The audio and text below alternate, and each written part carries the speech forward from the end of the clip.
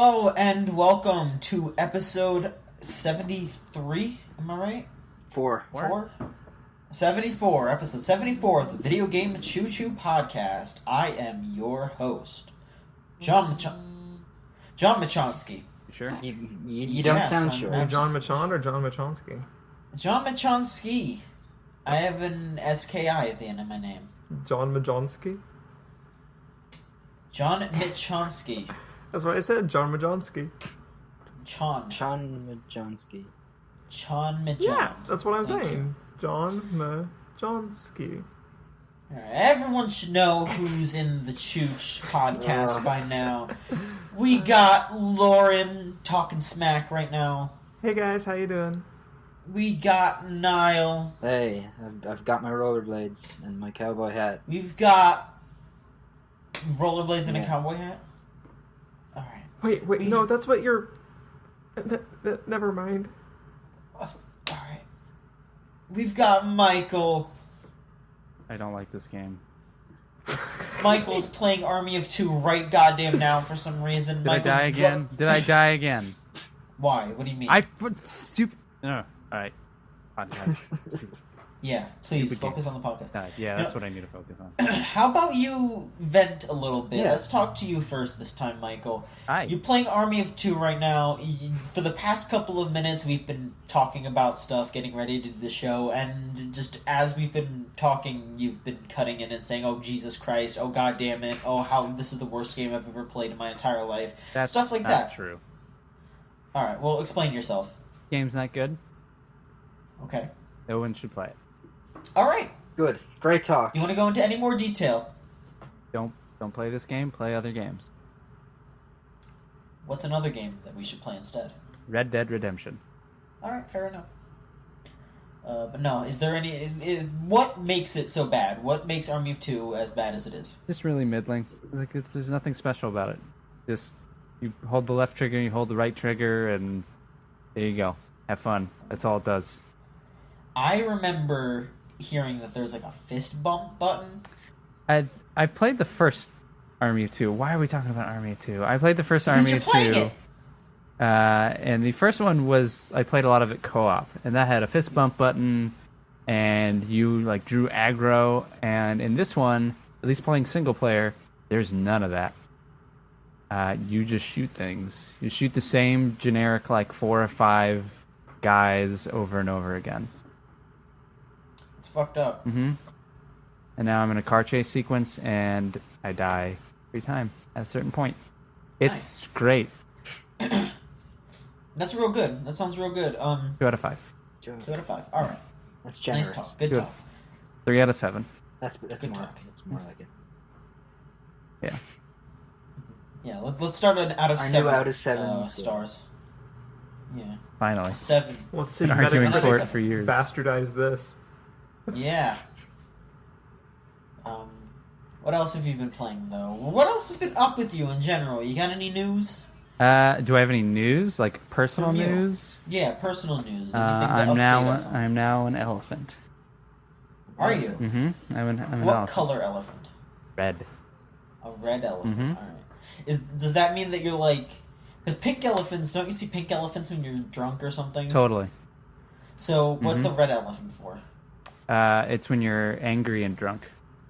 You're angry drunk. Yep. Okay. And that's totally something you see. If you drink a lot, you just see pink elephants constantly. They're everywhere. Right. Yeah. I mean, that's what happened to Dumbo, right? Or did he smoke weed? I don't remember. Yeah, I'm pretty sure he just injected heroin. No, I pretty think it was sure angel Dumbo. dust. Yes, angel dust. I always get those Yeah. confused. He got Alright, real high yeah, on they- dust. Mm-hmm.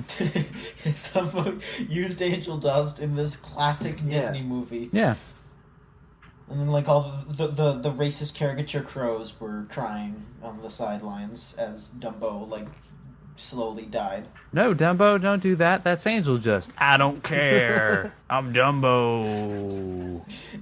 Dumbo, like, lifted up his, like, elephant hoof thing and was like, hoof. Mm-hmm. You can't see this, but I'm totally giving you the middle finger, and just did the dust right there, and then that was the end of the movie. Mm-hmm. All right. Well, yeah. Thanks for updating us on your elephant. Uh, you becoming an elephant. Anytime. I won't forget the things that happen to me because I'm an elephant. Elephants Of course. only occasionally forget. Hmm. That's how it goes. That's the phrase. Yeah. Well, if you can remember those things, I would hope that you remember what other games you played this week. I've played other video games, not just the terrible Army of Two game. Which ones? Mm-hmm. They're video games. Which ones? The good ones. Better ones. Which ones? Metal Gear Solid 4. The fourth one? The fourth one. Tell us about how you feel about that one. That's the only one I've played where I actually sit down and think, wow, this is an actually good video game. It's good. It's the only one that plays like a video game. Like, I've played 1, 2, and 3, and they're fine, but they're just... They just don't play well. They don't control well. I don't feel like I am in control. But with 4, I actually feel like I'm in control. Like, the decisions I make are the ones I want to make. I'm actually sneaking around and killing people stealthily. Like, it actually feels like I'm doing what I want to do, rather than, like, I don't know, I just set off, like, 12 guards, and 20 more just came, and I can't find a place to hide, so I'm just going to shoot them all. I don't want to play those games that way, so... This one actually feels good, even though I play for like an hour and then I have to watch an hour cutscene. Yeah, they definitely started to perfect the gameplay in that one. If you want to try to hunt down a copy of Peace Walker, That one's good too. that one's excellent. The gameplay in that one's better, and they separate it into more like missions, like smaller mission structures. Yeah. So that one, I would say Peace Walker's probably the best Metal Gear game out right now. Even better I don't know, than Ground Zeroes. I mean, Ground Zeroes plays better. I've played Ground Zeroes. That was probably, I think that was the first Metal Gear, other than a little bit of 3, that I actually played. Yeah. And I enjoyed that, but even that was just good, kind of yeah. like, I don't know what's going on. I don't know why any of this is important. Yeah, it's like MGS5 is gonna end up being the best Metal Gear game, just gameplay wise. But Peace Walker's the most complete package that plays the best Yeah. out so far. That's good to know. I honestly don't care about Metal Gear. It's interesting, but I don't maybe if I'd played it growing up, I would actually sit down and be like, yeah, Metal Gear is pretty cool, but I just look at it as like, this is all just bullshit, man. Like, the guy like made up a story, and then with the next one it got crazier, and with the third one it even got crazier, so he's like, I guess I gotta tie it all together, because oh crap, it's all Okay. bad. Here's how the Metal Gear story goes fucking crack, alright? We start with Metal Gear. Metal Gear is a pretty generic story. Super secret military operative breaks into place on super secret stealth mission to blow up super secret weapon. Super secret commander guy is actually leading the base. Who cares? Well, you're saying that, but if you want to think about it for a couple minutes, though, Metal Gear Solid 1 is still kind of... We're not talking about Solid. We're talking about Metal Gear. Alright, sure. But, Lauren, you don't have to give the full synopsis to Michael, because Michael's seen, like, Metal Gear Scanlan, right? Yeah, all the way through 3. Yeah. I mean, I was just gonna be like... I don't know where I was going with that. I just... And I'm glad I stopped you, because you could have fucking flown off a cliff or something. I don't like the Metal Gear story very much. No, it's dumb. It's I bad. think it's way too much credit for what it is. I think the credit that most normal people would give it is that it's crazy and it owns up to like being crazy. It's like, I'm crazy. I don't think it really owns up to being crazy when it matters. Yeah, I agree. I don't think it matters though, because it's just like, if you know it's crazy, then who cares? Like, it's just a bad story that is just batshit insane.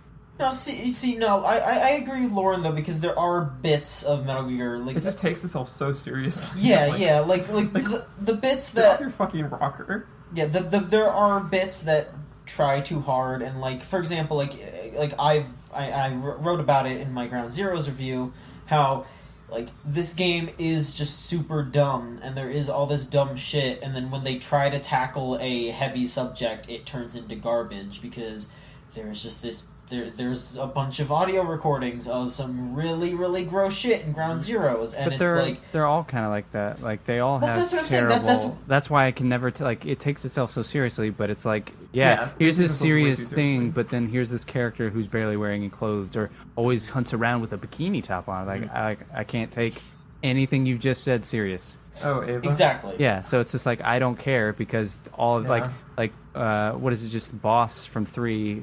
just shows her scars and she just kind of shows cleavage, and it's like, great, like, this great character you had is just ruined, kind of like all the other characters you have, so I don't care. Like, I'm gonna play through it. Mulligan does that to almost every single female character. But they're all terrible. Like they're every I don't character. think they did it to paramedic. But they're I guess. okay. I'm sure, but all the main characters, all like the main cast that are in all of them, are just like, even Ocelot is not a good character. He's like goofy and he's supposed to be this badass. It's like, no, you're just ridiculous. So I can't, like, I'm not going to pay attention to you because you're terrible.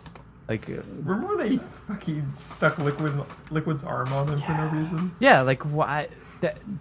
So how can you ever take any of either character serious ever they again? It 3 games later. Yeah, you can never take that character serious again because you're just like, well, okay, whatever. It's this guy in this other guy's body, and he's trying to be all serious. It's like, well, how did your arm take over this man's body? Doesn't make sense. Nanomachine, son. Yeah, like, that doesn't... It's like, I don't care anymore. Like it's actually kind of like playing through 4 and seeing how, like, sort of, like, the very beginning of 4, it's just sort of like, oh, he's actually trying to say something about these games and, like, the state of our military, and then you get, like, 10 minutes, 15 minutes in it, and you're like, oh, no, it's just all bullshit. Like, either he really, really thinks all this stuff, or it's just all bullshit. So I look at it and it's just like, it's a great background, but it's all terrible background. Yeah.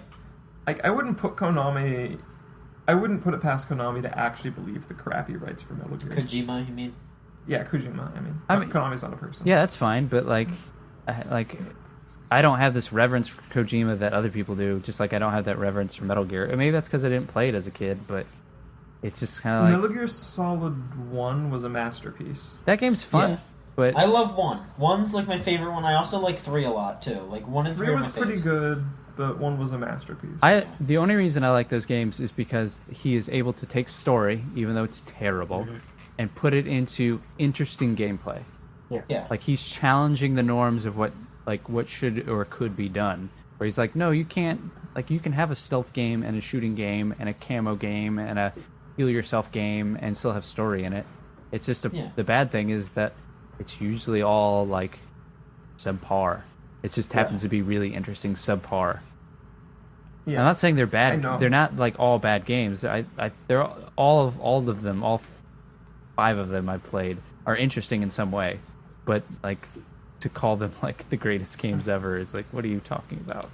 Well, okay, so the reason 1 is a masterpiece is it's not the fucking story. 1's story works, but it's not great. I think it's good for being game... batshit. Like, it's good for being like, this is just crazy, and it's happening around all this other stuff. The thing about 1, it completely revolutionized how developers at the time thought about cutscenes. Yeah. That's why 1's important. Because it was the first game to really do those, like, cinematic shots in a 3D game with that kind of fidelity. And then in 4, he just goes crazy. Yeah. Like in Metal Gear Solid 1, it would do things like taking these, like, wide-angle shots from below with, like, snakes sticking to the wall, like, doing the little breath clouds in the opening segments. Games didn't do that before Metal Gear Solid 1. Yeah, I mean, like, 1 is probably, like, playing through it, it was probably the one where I'm like, I can see why this is a really good game and why people love it. Whereas the rest, it's just like, I can see why people would like it, but why would people keep playing these games after playing this one? Like, why are people hyped for 5 this much after playing these? Like, it's just gonna be a good game with some crazy story. I mean, I look forward to the dumb story. I don't look forward to the, like, shitty stuff in it. But I look forward to stuff like, I don't know, just dumb shit like friggin' Fat Man from Metal Gear Solid 3. This dude setting bombs while roller skating everywhere and drinking a margarita. Like, that's the kind of stuff I like about Metal Gear. That's what I look forward to. Yeah. Yeah, there's a little bit of a... There's kind of a disconnect with things like Revengeance, where you have... Oh, there's these child soldiers that were cutting up for body parts or some shit. And then you get to the end, and the final boss is just all like, nanomachines, son. They pulled that off a lot better, though, because they didn't have you actively... That's true. Like, interacting with these child soldiers and stuff. Like, they were, like, the only times you actually see them are when they're brains in jars. And then at the end of the day, though, you rescue them.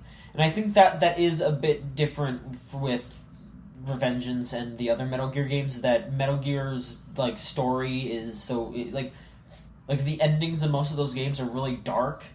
And I think that's why it doesn't... yes... The initial problem of them having, like, shitty... handling very serious issues shittily will always be there, but it's still constantly dark. Like, in Metal Gear Solid 5, they have all these cutscenes of them being like, yeah, there's going to be a bunch of African child soldiers in this game, but we already know that game is going to end on a huge downer, because it's the origin of how Big Boss turned into this villain. So it's like, yeah, there's going to be some shitty stuff with child soldiers in this game. But, like, in Revengeance, Raiden saves all these kids. And, like, at the end of the game, like, it shows him, like, with, what's-his-name kid? The kid that gets his arm chopped off or something. The kid's got a new arm. And, like, Raiden's, like, friends with him now. Like, it's... Isn't that kind of, like... The way they don't actually show most of these child soldiers in Revengeance, isn't that kind of, like... a comfortable distance being born of the game being made in a third, like, or in a first world country where they're not, like, close to the conflict at all? I mean, sure, but at the same time, like I said, and also it ties more into Raiden, because Raiden was also a child soldier, and I think that just, it makes it a little less uncomfortable. Like I said, I think there is legitimate claims that that it's still not done well, but it's a lot less of a problem in Revengeance, at least in my opinion, than in Ground Zeroes, when you're, like, actively perpetrating this kind of shit and it's just so shitty, and, you know, like... Yeah, I mean, even if it's not... Even if it is well done, it's still tonally inconsistent. Yeah, exactly, because it's just...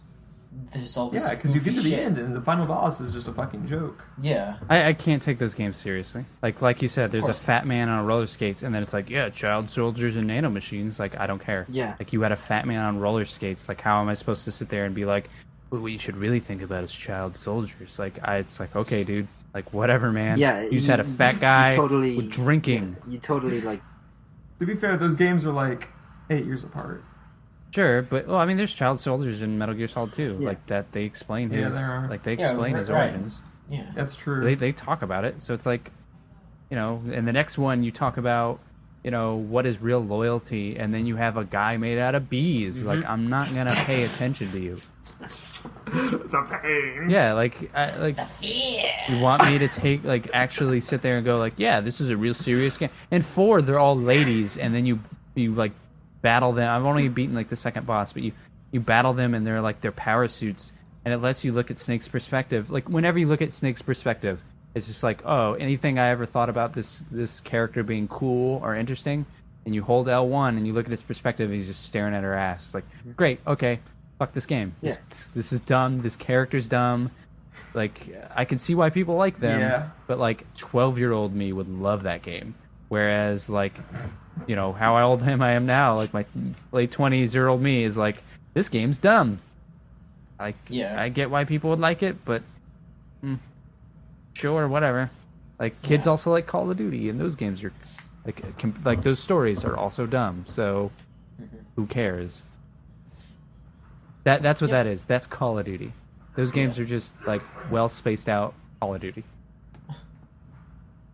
Metal Gear Solid is Call of Duty. Done. That's a really... That's a claim. Put that on Twitter.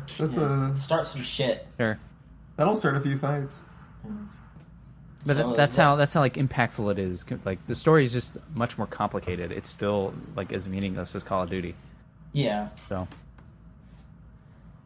So is that all you've been playing lately? Basically, I'm trying to think if I played anything else. I mean, you played Pool FX, Yeah. right? I probably played some more of that. Oh. No, don't play that game. But you keep playing it. You say you don't like Not- it, but you seem to be playing it like all the time. Still playing Army 2. Yeah, but Pool Nation FX is something you've been Man, playing multiple times. Let's just take this to its logical conclusion. I'll buy you a copy of Destiny.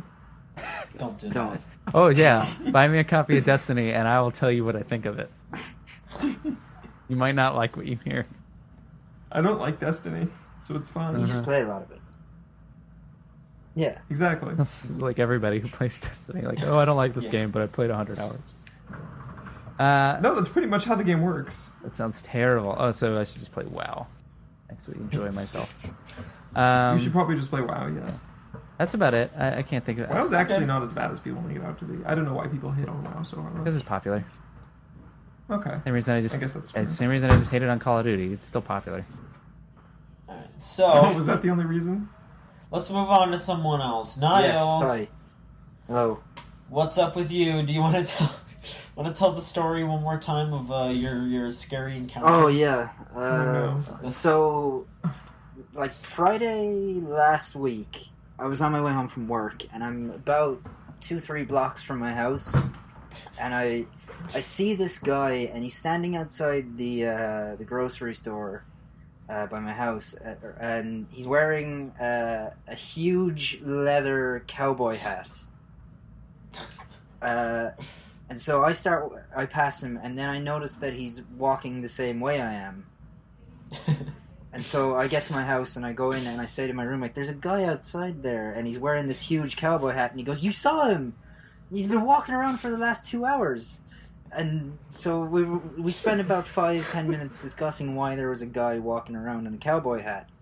And it's a nice day out, and, it's like 25 degrees, so like 80-something Fahrenheit. And we're outside like an hour and a half later, and we see him, and he's coming up the other side of the street, and he's wearing jeans, a denim jacket. He's got a bandana tied around his leg. He's got sunglasses on, and he's on roller skates. And Is he a Metal Gear boss? he might be. John thinks it was Drill, and I'm starting to think Probably. it's possible that it was. And like, I've never seen this guy before. I don't know who he is, but he's just rollerblading up and down the street, and we're standing there and we're watching this guy, and it's just like, what is that the same? That's the cowboy guy, right? And it's like, we're just like looking mystified at this guy as he skates around, and then eventually he goes like out of sight. Which is when we kind of went, okay, we should go back inside because this is strange. And then today, I'm at the train station on my way home from work, and I see these two dudes in cowboy hats, and I think it's that guy again. It wasn't, luckily, but now I'm like really concerned that tomorrow I'm gonna be coming home from work, and it'll be Friday, and he's gonna be waiting outside again.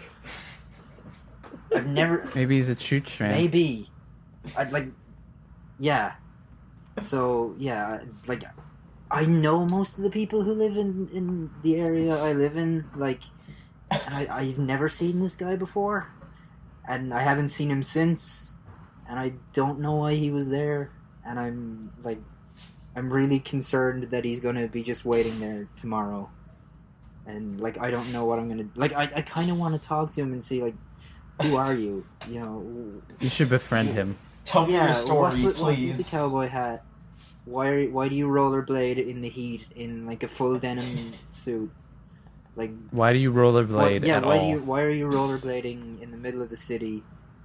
Like, what are you doing? What are you doing? Yeah, That's all you should yeah. ask. We What are you doing?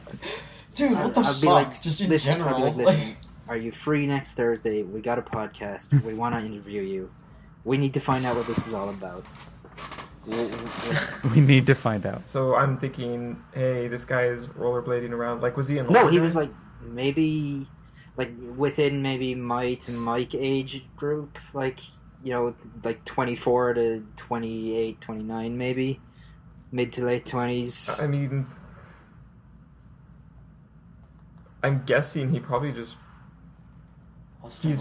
like a guy who really likes cowboys. I mean, who doesn't? Yeah, we all like cowboys, but like Being dressed like a cowboy, at least down here in Florida, is not like crazy. yeah, well, see, That's just like, that's just kind of like, Okay, well, that's I'm fine. near that. Oh, I'm near that cowboy bar. aren't yeah, I? Okay, it- well, it's Yeah, that explains in it. Maryland it's a little yeah, strange. it's like in Canada, it's a little more common in like Calgary or like Edmonton, but to see, Oh, Edmonton, the cowboy Yeah, capital of Canada. yeah, Alberta in general, like it's like a weird kind of cowboy province, but like in downtown Toronto, like why is there a guy dressed like a cowboy down here? Like Took a wrong turn in Albuquerque. Maybe. He's ended up in the wrong maybe. town. I'm gonna see if I can see him tomorrow, and he might be a special guest next week on Chooch. Get coffee Yeah, I with hope him. so. I've got my fingers crossed.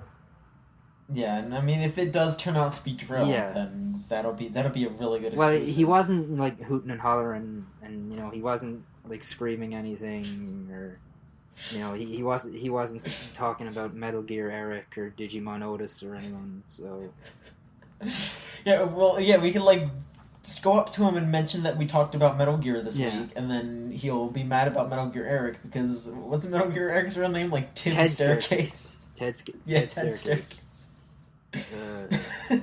He's not. He lied about being an Eric, and his last name is Yeah. Staircase. Yeah, so we'll you know, I will see. You know, I have a theory that maybe he works in the grocery store. I'm not Alright. totally sure because you know. We'll find out. That's Once we get my him. that's my next big project for the site is who is this cowboy? Some people learn languages. Niall Yeah, stalks I cowboys. investigate cowboys. Are you gonna buy rollerblades to keep up with them? No, I will get on my skateboard and I will Mm. follow him around. Sounds like you're not as dedicated. Well, see, I don't want to like make it uncomfortable and weird, you know. Well, I mean, if he sees like a fellow blader, he might be like, "Oh, cool, a guy who gets me." Maybe that's a good point, but I can't rollerblade. Maybe he'll teach you. Maybe. Yeah, just look like you're struggling a little bit, and then like you'll spark a friendship that'll last a lifetime because you'll like help you out with rollerblading, and then you can help him out with something. Well, if you want to buy me a pair of roller skates, you know, Yeah, here we go. GoFundMe Yeah. to get Niall to befriend yeah, Drill. donate to Chooch to get me rollerblades to hang out with this weird cowboy guy that I saw once, well, twice on the same day.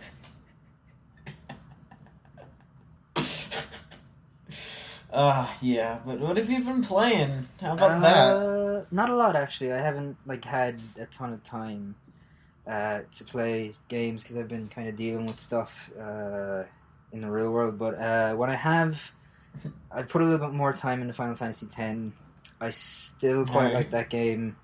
I don't remember it being as easy as it is. How Like, so? I remember when that game came out that I would regularly be having trouble with the bosses and stuff like that. But now I'm just kind of like killing everyone, like pretty easy, not taking really? much damage. Like I Why are you RPGs special? like that are a lot easier. when yeah, you're like older. I think what it was probably when I was younger. I probably ran from a lot of battles because I just wasn't bothered to do it. Yeah, or I did that wasn't, too. Like upgrading the sphere grid right, or I just wasn't using like buffs and debuffs and things like that. Like Yeah, that was yeah, my kind of I think problems that's too. probably what it was. And now that I'm just like actually participating in fights and paying attention to status effects and things like that, that it's maybe a lot easier than that game was like in my memories. But it's still really good. I still really like it. I'm about, I think, halfway through at this point. I just beat Seymour for the first time, so I think that's about the halfway point. That's about halfway, yeah. Yeah. That fight, like I remember that fight giving me so much trouble years ago, and then I like beat it in like 10 minutes. This time I just around. beat it. He's pretty easy if you just He drop is. aeons on him. It's not even that. Like you just have to just attack him normally, and you do like 1,000 damage because he has no like physical defense. Yeah. So you just use like the null. You get Una to use like null fire and null wind or null electricity or whatever, and then you just have Tidus and Auron or whoever just use regular attacks, and you beat him in like 5 minutes. Okay. So, and other than Final Fantasy X, I've just sort of been playing Ollie Ollie 2 again, and again, like just because like it's just something you can put on while you're doing something else. And it's fun, and it's relaxing, and that's pretty much it, Yeah. All right. I haven't That's been doing fair. a lot. That's cool. All right. But yeah, that's all you played. Yeah, that's everything, pretty much. All right.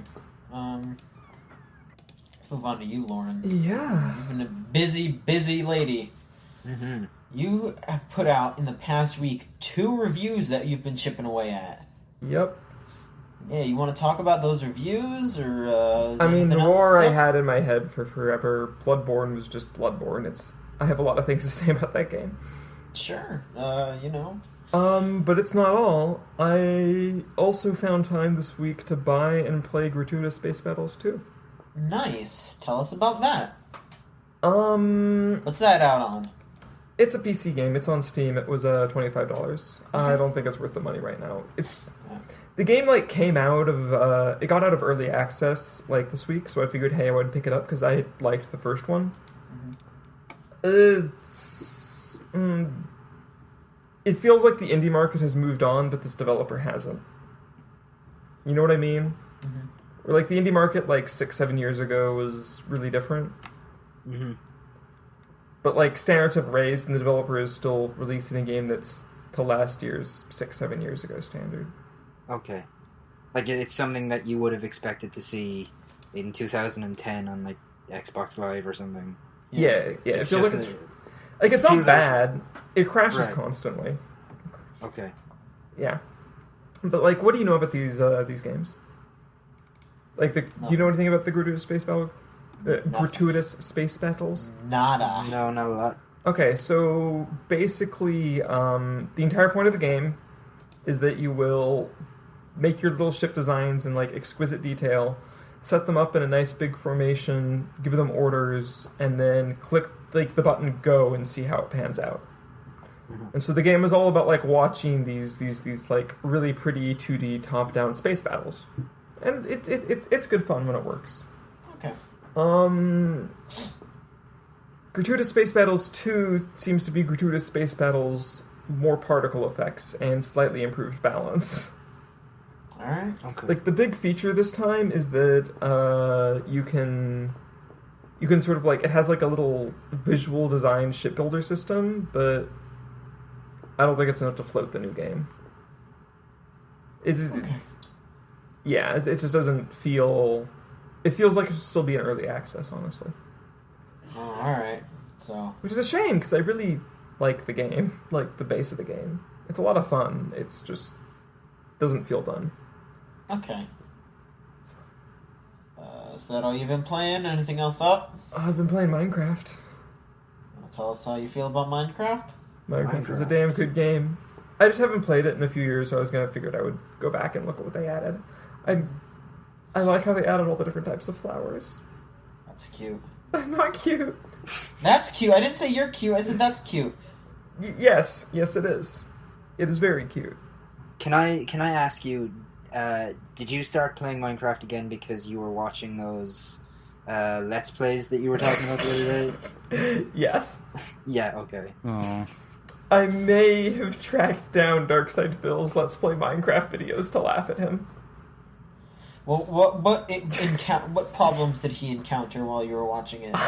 In the first 5 minutes, he's stuck in a pond and doesn't know how to get out because if he hasn't figured out he has to hold the mouse button to break blocks. Nice. But yeah, so no, it was just writing Space Battles, Minecraft, a little bit of Bloodborne before I got on. Okay. The Bloodborne patch came out. It helps. Yeah, that was a big deal, yo. Yeah. Fixed a lot of issues with that, the loading. Yep. The loading screens don't just say Bloodborne now. It's good. Okay, so for anyone who buys this game, after this patch has come out, before this patch, whenever you died, the loading screens would take about twice as long as they do now, and they would just like say Bloodborne, just like Bloodborne. Just the game's name, like white text on a black background. Bloodborne. And that would just be the entire loading screen. It was so boring. It was Bloodborne. Boo. Hey. Boo. Hey. No, I'm not. I'm Yes, you alive. are. No, I'm you're alive. fired. Mhm. I'm Fired. in it. You're fired. I'm in it. You're I'm in fired, charge. You're fired. You're fired. You don't have the hiring and firing power. The fuck? Everyone's Everyone's fired. Yeah. Why Everyone. do I sound like that? Why did you make me sound like that, What? Lauren? Why is that my voice? No, that was my voice. I'm not But fired. you're not fired. Oh. I got fired for my But joke. The guys who fired you don't have the hiring and firing Lauren. power. I know, We- but we now, do now.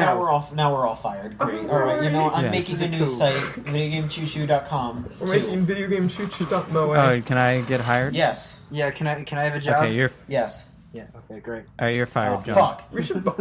We should get a .moe domain. No. Well, Come on. somebody registered before this podcast goes out. Yeah, because someone else will get it. Yeah, Oh, someone you else think will someone will really listen to our want it. podcast and snipe the domain? I mean, Yeah. maybe. I don't know. Just to spite No. us. Chooch.moe? Just to spite No. us. Yeah. No. I'm gonna buy it. Alright. I'm gonna buy it. Maybe I should get laurenbowley.moe for my blog. Go for it. Alright, Lauren, is that your week? My girlfriend is making a thumbs up at me. There you go. For a second, I thought she rolled her eyes, but she's making a thumbs Me up. both. Disappointed and excited. Mhm. Yeah, that would describe There you her. go. Yeah, is that your week? Yeah. I got some stuff done. I played some video. Nice. I didn't get to cook as much this week as I would have liked. Fucked up. I think the only thing I made this week was... Chicken and macaroni and I'm cheese. trying to remember if I made that this week or last week. I think I made it... Yeah, I don't think I made anything this week. Michael, why do you keep making fun of what I have for dinner tonight? I'm not a making shame. fun of it. Well, why do you Oh, keep man. mentioning it? I could really go for, like, some tomato basil soup. Go for it. John, make some tomato I basil soup can't. for it. Why 'Cause I not? don't know how to make anything. John, What? if I tell you what to do, will you make me tomato basil Yeah, soup? but I'll probably fuck it up somehow.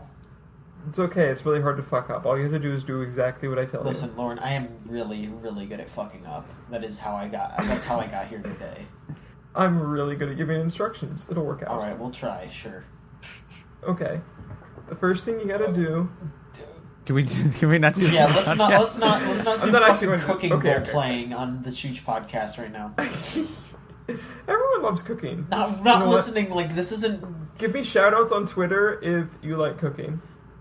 We'll do our own cooking. Yeah, podcast, we'll do, like, if that's the case. fucking cooking instruction ASMR podcast. ASMR? Yeah. ASMR. Niall, you can make that work, right? I don't wanna. Just overexpose everything, make it all Yeah. sound like we're whispering. Just put the fucking tomato in the pot. Just put a whole tomato. I'm really uncomfortable right now. I don't. Tell me more about the tomatoes, All you John. need to You just do. put the tomato in the pot. What do I do got with this. tomatoes, I got John? this. And then you put All you need to do basil in the pot. is get the. God damn it, John! I'm trying to sound ridiculously sultry. I'm already sultry as it is. I'm like, you put the fucking tomato in the pot. It just sounds like you're constipated. I'm with Mike. You can't do sultry. It's like I called you on the phone and like, oh, I need to know this recipe, man. No, I need it right now. You're like, you put the tomato. Hold on. Can I put the phone down? I want to put you on speakerphone. Why are you we'll have echoing? an ASMR podcast about Michael telling John how to make tomato basil soup while taking a shit. Why is Michael shitting? I'll just do it. I'll just go in the bathroom. Fine. I thought I was Niall, the please put a flushing sound at this point. Yeah, I will. Oh, hang on, I gotta do a courtesy flush real quick. Why would you do that to somebody on the I don't phone? know. Oh, that is something else I did this week. I had to plunge a toilet. Nice. Great. Lovely. That's We're great. so What is this responsible fun? on this podcast. No. That's really great. That's great. I don't think you can count plunging a toilet as responsible. I think you count that as As necessity. living. Yeah, like, well, I guess this toilet's ruined. Oh well. Gotta throw it away. Yeah. Well, You know, just we only use that bathroom for the sink. Just carve it out of the wall. Oh yeah, here let me Ragged. give everyone listening to the Chooch. Throw it out the window. Just like any other piece of garbage. Let me give everyone listening to the Chooch a quick update about myself. I had to pick up some. I had to walk my dog, so I picked up some poop sometimes. There you go. That's my update. Okay, I think we're done with poop. Yeah. I had to pay. But a yeah, bill. no, I played Gratuitous Like, Space I Battles went- too. I went online and they were like, "What's your password?" And I was like, "Oh, what's the password for Verizon?" And I was like, "Oh, that's the password." And then I put in my credit card and they were like, "Okay." Thank you. You paid your bill. I paid my bill. Great. They were like, "Cool. See you next month." All right. Yeah, Lauren, is that? Oh, Niall, what'd you do? Did you do anything responsible? No. Niall didn't do anything responsible. No. I did not. oh God. Great. I ordered a pizza. Oh really? That's really That's responsible. You're awesome. Oh man. All right. Yeah. Lauren. So what's next on the video? I gotta talk queue? about me now. No, What you Yes, don't. you do, You're John. boring. Let's I go. talked. I gotta talk about a game I played. What Listen. did you play? All right. Well, first up, I'll tell you. In like a couple days, I'm gonna have that Omega Quintet review up. Mm-hmm. I hope you all look forward to it because it's a fucking doozy. I'll tell you that much. I can't wait. I can't sleep. I've read it already. I can't and sleep. It's great. It's a compile art game. Yeah. You know, I think I know what. But this Never is changed. John reviewing compile art game, not you reviewing. That's true. It's not me just kind of hand waving it because it's what the genre is. Yeah, No. this is John looking at it with fresh eyes. This is John looking at it with fresh eyes, and also it's bad for one of those things. For a compiler. Oh, really? Yes. Okay, that's. A Oh, okay. shame. Do they say time to get to work every 3 goddamn seconds in Neptunia? Like literally every 3 fucking seconds. I don't know, John, but you know what time it is? Is it nap time? That wasn't what I was gonna say. It's but yes, time to that's get better. to work. Thank you, Niall. All right. Well, let me actually talk about the game that I like. That I'm also Okay. going to write a review for, but John, what have you been playing? I have been playing Mortal Kombat X. What? Yes. That's a game. Yep. Is that like the 5th Mortal Kombat No, game? it is the 10th Mortal Kombat game. It's not even Oh. close It's to the 10th. It's like extreme the Mortal 15th. Kombat game. I mean, it's the 10th in the main series, I guess. It's the 10th numbered Mortal Kombat Because, I game. mean, like this. That's not true. Because like Mortal Kombat, like was it Apocalypse or Annihilation? After like 4, they stopped numbering them. Yeah. And then Oh, really? they started. Then because MK versus DC is MK8, Okay. and then with 9 they're like, let's number them again, and then with 10 they're like, numbers suck. No, they did. They actually didn't put a number after MK9. It was just Mortal Kombat. It was a reboot, so yeah. Oh, that's lame. Yeah, that was back when everyone was rebooting their franchises like a I fucking. mean, Mortal Kombat needed a reboot though because of how convoluted everything got, and they fixed that pretty well. Like, How convoluted did stuff get? Because like anything after like MK2, I am not familiar with. made it really, really complicated. I mean, there were so many characters, and they made a backstory for every single one of them.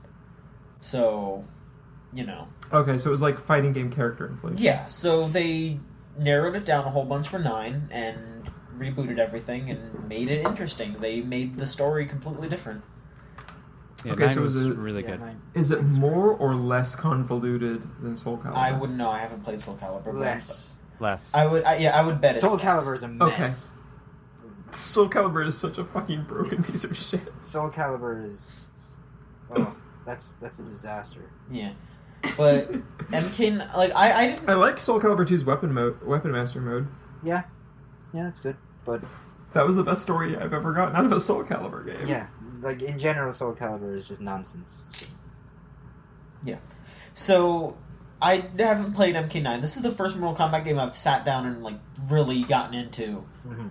But I haven't touched MK9. but I like read a quick plot synopsis on Wikipedia and then just jumped into MKX's story, and it made perfect sense. I really love all the characters. Pretty much all of the new characters that they've introduced are the really interesting ones, especially the so-called combat kids, because they're all like in their 20s and they're related to other Mortal Kombat characters. Like Cassie Cage is Johnny Cage and Sonya Blade's daughter. There's Kung Jin, who's Kung Lao's cousin.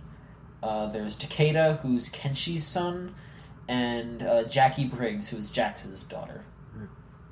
And they're like in a special forces group that Johnny Cage helps lead, and they go and help with secret missions in the Outworld and Netherrealm and all that.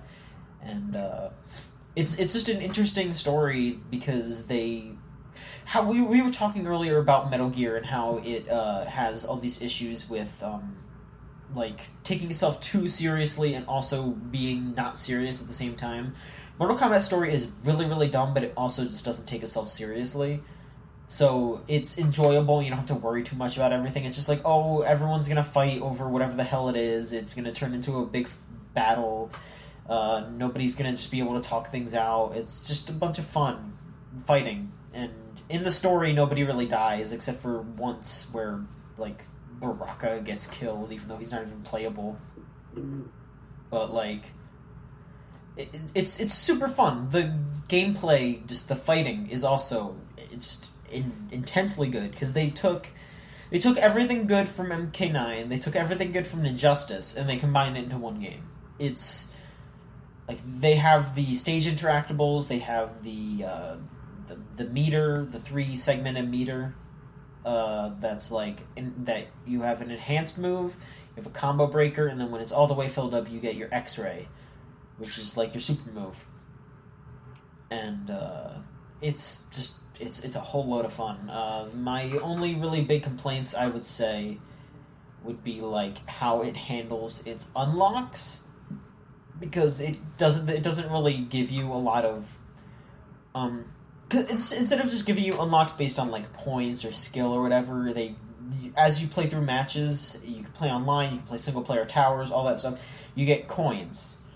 And it's spelled with a K. Yeah, it's spelled with a K, so I call them K-oins or K-oins. But you use these K-oins and you go down to the K-Ripped, and you go into the K-Ripped and you destroy tombstones and shit, and then it'll just be like, oh, you unlocked a new fatality, you unlocked a new alt costume, and it just takes ages to unlock everything. And you could just use the DLC, pay $20 to unlock everything in the crypt, but I don't want to spend $20 when I'm already probably going to have to spend another like $20, $25 on all the characters and alt costumes that you have to buy. So that's going to be a pain in the ass. It's like, I want to play as like all these dumb movie characters. Like they're putting out like Jason and Predator, and then like the other characters that they're putting out in the combat pack. One of them is in the story mode. Tanya's in the story mode, but Tremor isn't. So they're going to have a whole nother batch of story mode DLC, because like in the story mode, Sindel shows up, Rain shows up, like a bunch of other characters just are in the story, and they're not in the roster. So they're going to be DLC later on. And that kind of sucks, because like you're going to have to spend like $30, $40 on this game after it's out. Like, people complaining about the easy fatalities, that's not really a big issue, because who fucking cares about that? Like, you learn the fatality of the character that you like. It's not that big of a deal, but having so many unlockables and it taking so long and then having to pay for even more alt costumes is a bit much, I feel. There's like a bunch of stuff tied to the mobile game too. Like, I wanted to get a mime outfit for Johnny Cage because I play as him a lot, and you have to play the mobile game to unlock that. And it's just a big mess of unlocking everything. Like, it's almost impossible to unlock everything in this game unless you spend a shit ton of money or you grind in it for hours and hours. Because like I remember, like, in 9, I remember grinding for stuff, like getting, like, trying to get coins to get all the crypt unlocked, but at some point, like I hadn't played, maybe played 20, 30 hours of it, and I'd gotten everything. I don't even think I'd played that much, and was still able to unlock everything. Yeah, I don't know. It's way slower than pretty much any other fighting game thing that I've ever tried to do. Especially because, like, I don't know, something of course I'm gonna bring this up, but something like Smash Bros, where you unlock things based on achievements or just doing interesting things, like beat classic mode with everyone, stuff like that. Like you unlock things that way. Like playing if it wants you to, they want you to play the game and see all the features. That makes sense, but I feel like Mortal Kombat is just it's padding itself out a bit too much in just like. Well, in 9 you can earn coins in like different ways. Yeah, no, I'm not saying it's just like, oh, you have to do the same thing over and over, but I don't know. Maybe it's just because you don't really get that many coins for unless you're doing like really crazy shit. Like you don't really get a good amount of coins unless you're gonna be playing on like very hard mode and you don't die and you do a fatality every time. Like, I don't know. I remember in 9 I would beat it with every character because that would unlock something specific to the crypt, and then that would also earn me coins, and then I would go buy other stuff. Like when I finished story mode, I was able to unlock a shit ton of stuff, but I still have like 2/3 of the crypt left. So I don't know. I guess I still have to play through arcade mode with everyone, and I still got a bunch of towers. True. So I have a lot to do, and it's not like I'm upset that I have to do stuff because I still really enjoy the game. But it's like, oh, I want to use this alt costume. I want to know what this fatality is, but I gotta wait. I guess I gotta unlock this brutality. I can't use it until I unlock it. All that. All of it piled on just sounds bad. Yeah. It's just like thinking about all these unlockables and then also thinking about paying for all this other stuff. It is a bit much. Yeah. It is a pretty alright game though. It's fun to play online. It runs smoothly online. I played a couple matches on there. When it works, the towers are well done. Like they swap out different, like they have like specific like structured towers, just like, oh, do endless mode, do a survival thing, just do 10 random characters. They have like test your luck, which is before every match they give you like a bunch of stipulations, like the stage will rock back and forth, or missiles will get aimed at you randomly, and you have to win the matches with these stipulations. Or there's like test your might, which is just like you mash buttons and then you have to hit another button to break an object, and that's a pain in the ass. But it's just what you would expect from a Mortal Kombat game. The other new thing that they implemented, it's also something that I don't really like, is the factions. Because it barely works. It's down 90% of the time. The faction servers are down. But the other part of it that I don't like is that everyone just immediately grouped up into one faction, and it's impossible to win anything unless you're in that faction. Like everyone's in the everyone's in the Lin Kuei faction. Everyone's in Sub-Zero's faction.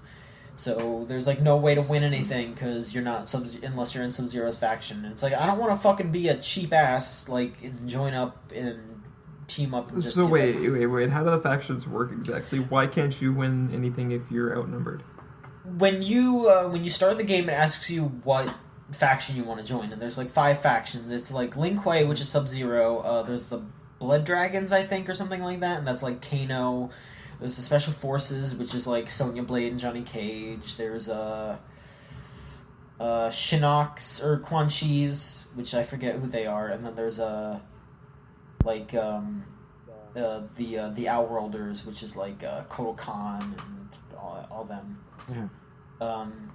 But yeah, you pick your faction, and then whenever you finish something, like for example, when you win a match, if you win a match as if you join that faction and then you play as characters from that faction, you get faction points, and then that gets added to your faction point pool, and at the end of every week, whoever has the most points wins a bunch of coins or just extra bonuses for being the winning team. and everyone just joined Lin Kuei. And it sucks because I don't play as Sub-Zero and I don't play as the other Lin Kuei characters, but I joined Special Forces because I play as Johnny Cage, I play as Cassie Cage, like, I play as the Special Forces character, so I was like, I'm gonna join this faction because I play as these characters and I'll get points. And nobody else in the world fucking likes Special Forces characters, I guess, so Just thanks. you. Well, it's because they're kind of boring. I guess so. I mean, Johnny Cage... I mean, seriously, when, like, people will talk about their favorite Mortal Kombat character, who the fuck says Johnny Cage? Me.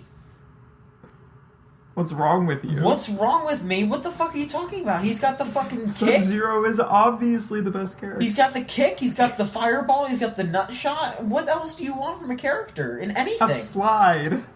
I don't give a shit about the fucking slide. Dude, The slide is overpowered. have you seen Johnny Cage's fatality in this game? I don't pretty actually funny. use fatalities. It's really good. I usually just punch you and make you fall over. Fuck that. Nah, his new fatality, he shoves his hands through your chest cavity, rips it open, and then goes, "Here's Johnny," and then drops you. It's great. He's the Wait, best. is that a reference to the fucking horror Yes. Yeah, Yes. to The Shining. movie? Oh my god. He's great in this game. Sometimes when he beats you, he says hashtag you're done or something like that. He says the word hashtag out loud, and I'm like, holy shit, this guy is 50 years old as hell. Like, Johnny Cage is 50 It years sounds old. like the developers knew what they were doing and making him kind of lame. And Exactly. He's such They a always lame have. ass, and Like- it's great. okay. He's- but he's they kinda did a always good been job lame. Yeah. making him lame in a modern way. Yeah, exactly. He's really funny. He's really great. Like funny in a like, oh, this is just a dad way. Like he like I was talking about it earlier. Just like Johnny Cage is definitely the kind of dad who just goes on Cassie Cage's Facebook page and posts like a really old meme or like some bad YouTube video, and he's just like, thought this was funny, but not as funny as me. Hashtag Stay YOLO. safe, and then Hashtag just like that's it. Like that's how he talks to her. Yeah, like Swag. yeah, like he sends her like the Drake YOLO song, and he's like, "This is a great way to live, ha ha ha!" Like, and she's just like, "Dad, I'm fucking out with my friends right now. Please leave me alone." Hashtag You know? millennial. Please don't. This is not why I gave you a Facebook. But no, like yeah, the other thing that I really like about this game though is how they, like it's not like a AAA game. I'd say Mortal Kombat's like an A or AA game maybe, but What? Are you kidding me? would it be a AAA game? Like Yeah. Okay, Yes. it would be a AAA Yes. game. Okay. Mortal Kombat's like one of the premier fighting No, franchises. I know. I was just I don't know how big their budget is, but okay, yeah, okay. It's for That's a AAA game. all right. For a AAA game, it does a really really good job with the like character diversity and development and all that. Like I was really happy to see that like especially from the Special Forces combat kids, like there's no just white dude in that entire group of 4 people. Like the main characters are two girls and 2 Asian guys, and one of the Asian guys is gay. So like Okay. yeah, they're doing a pretty alright job in the diversity angle too, and like they do a really good job just with all the characters overall. Like Scorpion has a bunch of cool character development, and that's something I wouldn't think I would say. They give the ladies clothes yet? Yeah, well, I mean, comparatively, hell yeah. Like Melina is barely sexualized in this game. Like, I mean, at least compared to like past games, she's way more covered up, and she like I can't remember her making any like, oh, did you enjoy that kind of shit? Like she kind of does like a little bit of like you know how like her win pose was kind of her like rubbing herself down a little bit. Yeah, Like, it was a little unfortunate. She kind of does that in this game, but like everything else, she's just kind of like, I'm going to rip your flesh from your bones, like that kind of shit. that's good. She's super violent in this. Like, yeah, it's leaps and bounds better than it used to be. Like, it's not perfect, obviously, but it's way better than it was. But yeah, like I like Melina's like a huge part of the story now. Like, I mean, in past games, every character had some part, but like Melina's like the first big threat in this game, and she's like treated as like a viable, like, oh, we have to take care of this or else she's going to cause something really terrible. Like it's really well done. I think like they do a good job with these characters, and the new like I said, all the new characters are cool. Like Kotal Khan, he has this Aztec like design, and he's really interesting. I like a Devora. She's the bug lady. The only like new character that they didn't really use well in the story mode was Ferrator, which is like the like big Hulk guy and the like little gremlin thing riding on his back. They didn't really use them very well in the story mode. They just show up like twice, and they're Kotal Khan's bodyguard, I guess. They're supposed to be like they have like a life pact thing or something, so they're kind of like one entity, but they're also not. I don't know. But yeah, they don't really use them in the story very well, but everyone else they do. It's well done. I really like it. At least the story mode. But yeah, overall, I would recommend MKX. It's just the kind of thing where, unless you're really into fighting games, if you just want to like mess around with it with your friends, I would say maybe wait a little bit, because they'll probably have a Game of the Year version in like a year, and they'll have all the characters and all that. You won't have to worry about it, but for now, if you want to get into it, I would say it is a well-made fighting game that's good for like competitive action, and I would recommend it. I'll try to have a review up for that soon, so you can really dig deep into my thoughts. See a number attached to it, in case me saying that it was good isn't enough for you. Yeah, but how do you really feel, like, on a scale of, I don't know, 5 points? On a scale of 1 to 5. We will... On a scale on the 7-point scale, how good is this game? Yeah, on the 7. I'd say it's a 4.75 on the 7-point scale. Oh, that's pretty good. That's pretty good. Well, that's pretty average. Well, I mean, we all know an average game is a 3.56, so... Yeah, exactly. Yeah. But yeah, that's over average. You know, the average roll on a fair 7-sided die. Yeah. That... Everyone knows that John's die is never fair. But yeah, that's pretty much all I've been playing. I got a copy of the Sony version of Shovel Knight, like the PS4 Vita version. I haven't turned that on yet, but okay. I want to try that out, because I like Shovel Knight on the 3DS, and I want to play it on like on a console, and I want to. Yeah. I saw some gameplay footage of Shovel Knight fighting Kratos, and because when you beat Kratos, you get like his weapon, and I want to mess around with that. That seems cool. Yeah, that game seems like it would be perfect for the Vita. Yeah, definitely. I mean, it was perfect for the 3DS. So yeah, I mean, that game is good no matter where you play it. Yeah, Shovel Knight's awesome. So yeah, sure. Yeah. But that's about all I've been playing. Let's head on to news, shall we? Sure. Alright. So we just got finished talking about Mortal Kombat X. As you know, there are DLC characters, like I said. And the first one was Goro. He's already out. You pay $5 for him. You get Goro. The second DLC character that is going to be coming out on May 5th, and that is Jason Voorhees. But that's only if you bought the Combat Pack, which is the, I guess, $30 pack. Yeah, $30, yowza. You pay the $30, you get Jason. If you don't buy the Combat Pack, you have to buy him separately a week later on the 12th. A week later on the 12th. Yeah, he's going to be in. They're going to show him on a live stream the day before, so people can get to know how he plays. And also, if you want to try him out without paying, there will be a tower that you can run through to play as him and try him out before you buy, which is nice enough of them. That's a cool idea. Yeah. But the rest of the characters in the Combat Pack, we don't know when they're going to be coming out, but they're going to be Tanya, like I said, and Tremor, who wasn't even in the story, which is kind of weird. And then Predator will be coming out sometime. When is Smoke coming? I don't know. Smoke was in the story for like 2 seconds, so I don't know. No purchase from me until Smoke shows up. We'll see. I cannot play Mortal Kombat without Smoke. Yeah, like the story pack's probably going to be like Baraka, Sindel. Yeah, I Rain. guess like Maybe Smoke, I don't know. I hope so. That'd be cool. Yeah, next bit of news here. Y'all like wrestling games? Yeah. No, Yeah. wait, no, not anymore. Just the good Yeah. ones. All those good ones From, that are out like, there. 1999 Yeah. and earlier. Yeah.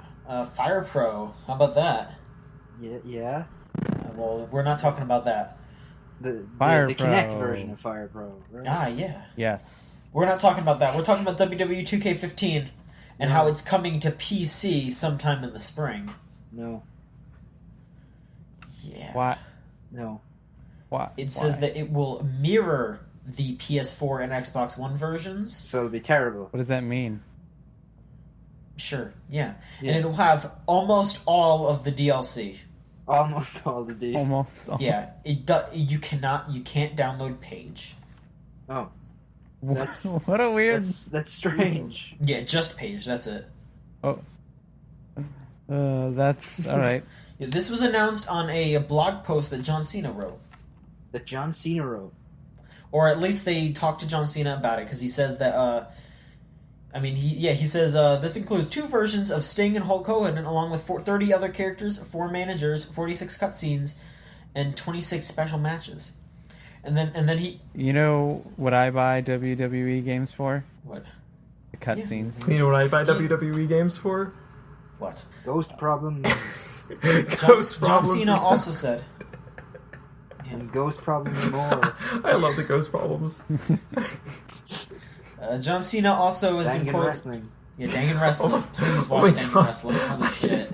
That's I didn't even know that my was a God. thing. I'm gonna go look I it love up. Dangin' Wrestling so much. It's so fucking good. It's so good. It's so great. Yeah. John Cena was also quoted saying, I grew up playing games on my PC. Texas Instruments, Commodore 64. I was a huge PC gamer growing My up, PC so this is big. 64 gaming does not. Never mind. Hashtag Master Race. Yeah, definitely. Is that what he said? Yeah, he started talking about how he wants to write for Rock Paper Shotgun one day. Wait, what? Really? Yeah, no, I'm Okay. just kidding. No. One day. One like when day. he's- Yeah, one day. He's After- gonna work himself up to it. Yeah, he's gonna start on Chooch. John Cena, if you want to write for a game site, we're always looking. Yeah. You have to get in line behind Seth Rollins. Yeah. We're big in the WWE locker room. That's true, yeah. Except for Paige. Yeah, she's not allowed to read it, I guess. No. They just don't allow her to do anything when it comes to video games Or wrestling. Wrestling. Isn't she injured now or something? I have no clue. I think she got written off because she's like gonna film a movie or something. Oh, okay. All right, next bit of news here we got. There's a bunch of talk on Polygon about Alan Wake because they did a big expose on Alan Wake 2, which was, Well, they got the developer of Alan Wake sent them like all the video and all the concept stuff. yeah, because they were trying to like pitch Alan Wake 2, and that didn't happen. Way back in 2010 when the first one came out, they wanted to make another, and everyone was like, nah. But Well, the first Alan Wake didn't do that great, to be honest. It sold 4.5 million. Yeah, but think about how much it took to make. I mean, sure, but for a new IP, Yeah. like Like, it did Well, they did okay, poorly. but it 4.5 wasn't... million. Yeah, it wasn't a reliable did sale. Terrible. Like, expensive game to make. Like... I mean, it's not a Halo, yeah, but sure, but now those guys are making Quantum Break, and so they move them onto a new IP. Like that doesn't make a lot of Yeah. sense. And Quantum Break sounds like it's kind of turning into a disaster. Who would have thought? Yeah. I mean, luckily it seems like I forget the name of the developer. I'm bad with names, but it seems Remedy? like that after they make Remedy. After they make Quantum Break, it seems like that they're gonna try and pitch another Alan Wake. I mean, I think Alan Wake is what Well- that studio just wants to make. yeah, well, to elaborate. Hang on, let me see. Okay, y'all are here, right? Yeah. Okay. Yes. Yeah, I'm here. I thought someone crashed. Okay. To reiterate on this, Remedy is in talks to port Alan Wake to Xbox One, and they're still trying to get Alan Wake 2 to happen. They're going to focus on that once Quantum Break is done. And they said that they're not going to keep it just on Microsoft consoles. They'll say that Alan Wake 2 could even come out on PS4. Yeah, it depends on who decides to publish it. They said it's highly unlikely. What deal they make. But it could happen. I wonder if that means, I wonder what that means, because I would assume that Microsoft owns the IP, but maybe they only own the IP to, Alan Wake 1, or maybe just that, iteration of the franchise, but they don't own the actual franchise. Who knows how maybe so much time has passed that the copyright is lapsed or something like that, yeah. That's true, limited time deal. Yeah, we might see some more Alan Wake in the future, or at the very least a port of the first one. I really liked the first Alan Wake, so...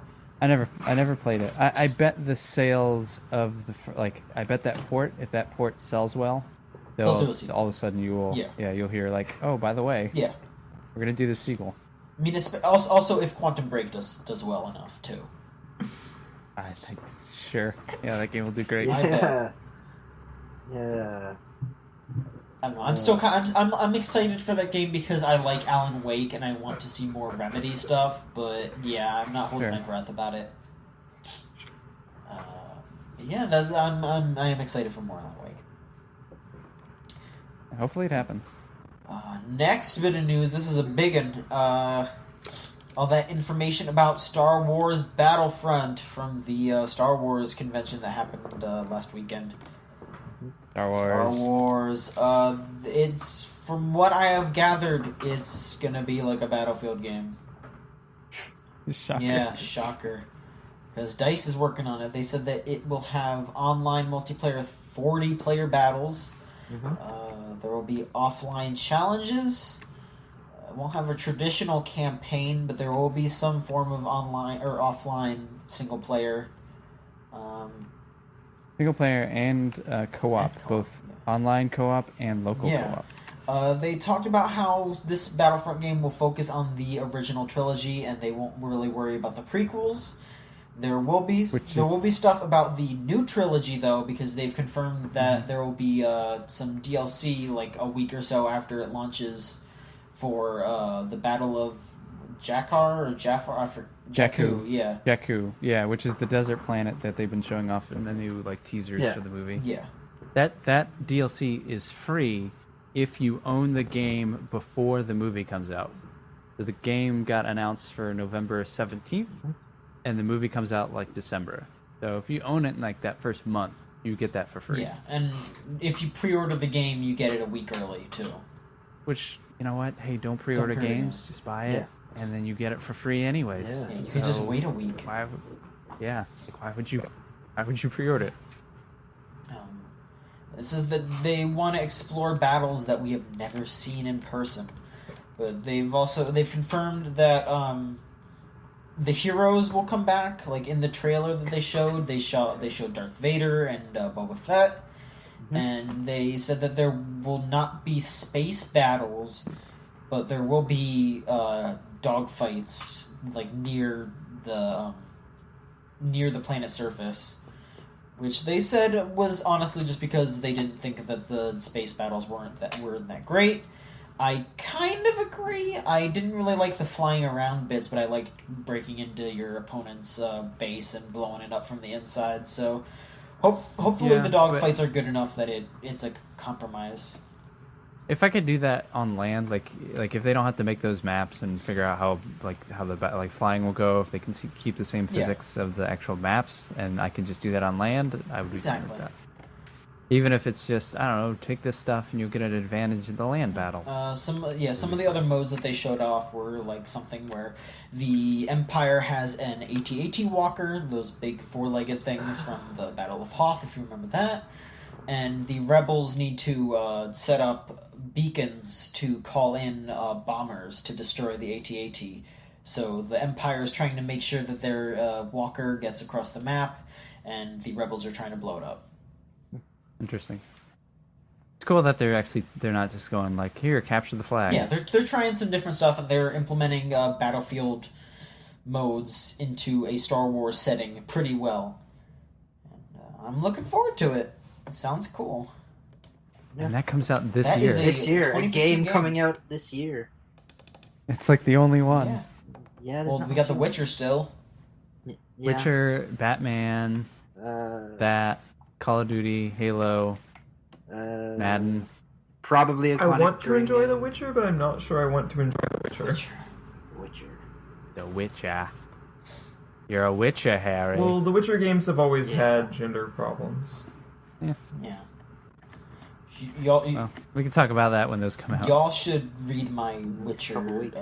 preview that I wrote after E3.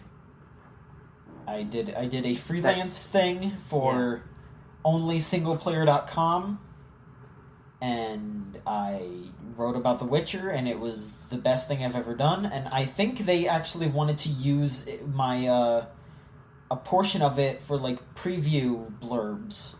So if you Nice. see John Machonsky saying The Witcher is good, or The Witcher is ...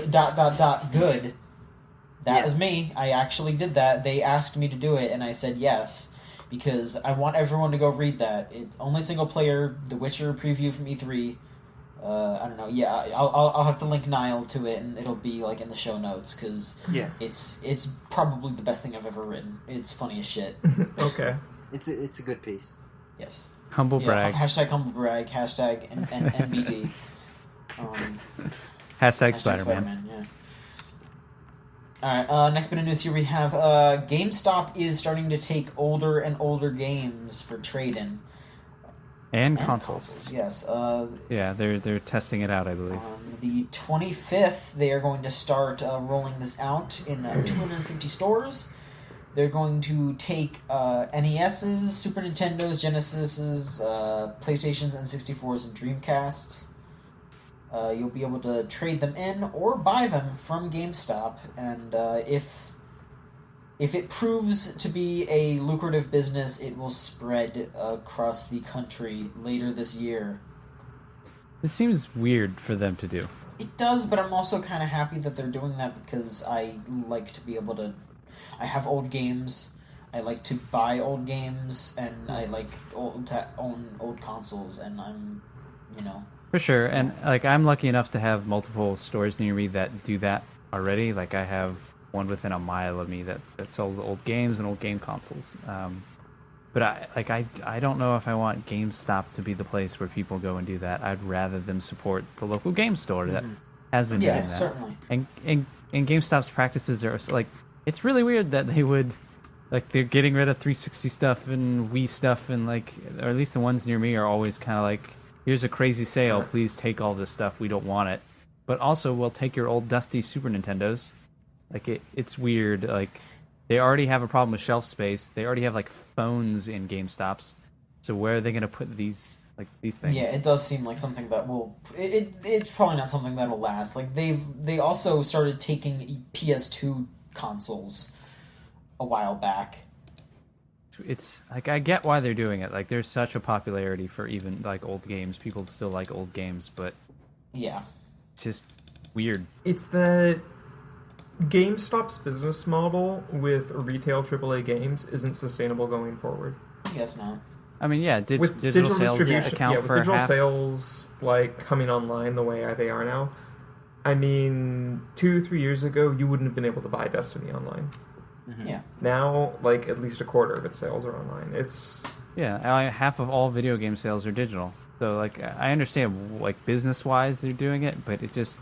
well, it's just, the thing about it seems like one of many desperate... Like, the same thing reason about they have old games phones. and like retro games and stuff like that is you need to get that if you're going to like buy it. You need to get it in terms of hard copy. So what they're doing is they're trying to shore up a market where they'll always stay relevant. It's Sure, longer but, term. I don't think they'll... I mean, you can't say they'll always stay relevant, because I can buy all that stuff on my Wii U. I can buy, like, old games on my Xbox One. Yeah, but as Not on the collector's Xbox items. One. Sure, but, that's, Yeah, Virtual again, not a console isn't market you perfect. normally think of. No, I mean, Far from it, GameStop's for sure. objective is to stay in business. I know, but it's just... It doesn't... Like, it seems desperate. It's one Well, of it a is thousand desperate. Well, they are moves kinda desperate, they're always yeah. making. no. I mean, it makes sense for them to do this. Yeah. Like, you can hip and haw at it, but it's still the right move. I don't think it's the right move. Well, what should they do? Go out of business? Yes. Yes. Okay, well, I don't think Make that's on the table. Make a better game store that doesn't like ruin games actively by selling used games and put themselves at the same predicament that they're already in. Go back 20 years and not do that. Okay, well, not every place can be play and trade. Should all be. But, like, seriously, like, what would you tell GameStop to do? It makes sense for them to keep their business afloat. No, I said, like, this makes business sense. It's just, like, they've always done this, but, like, it just seems weird that they'll get rid of Wii stuff and they'll get rid of Xbox 360 stuff, but they'll get this stuff. It just, again, it's desperate. It's the same reason they have phones in their store. I mean, if you it's ask all me, desperate. them discounting all the Xbox 360 and Wii stuff is actually good because it means you can buy last generation's games dirt cheap.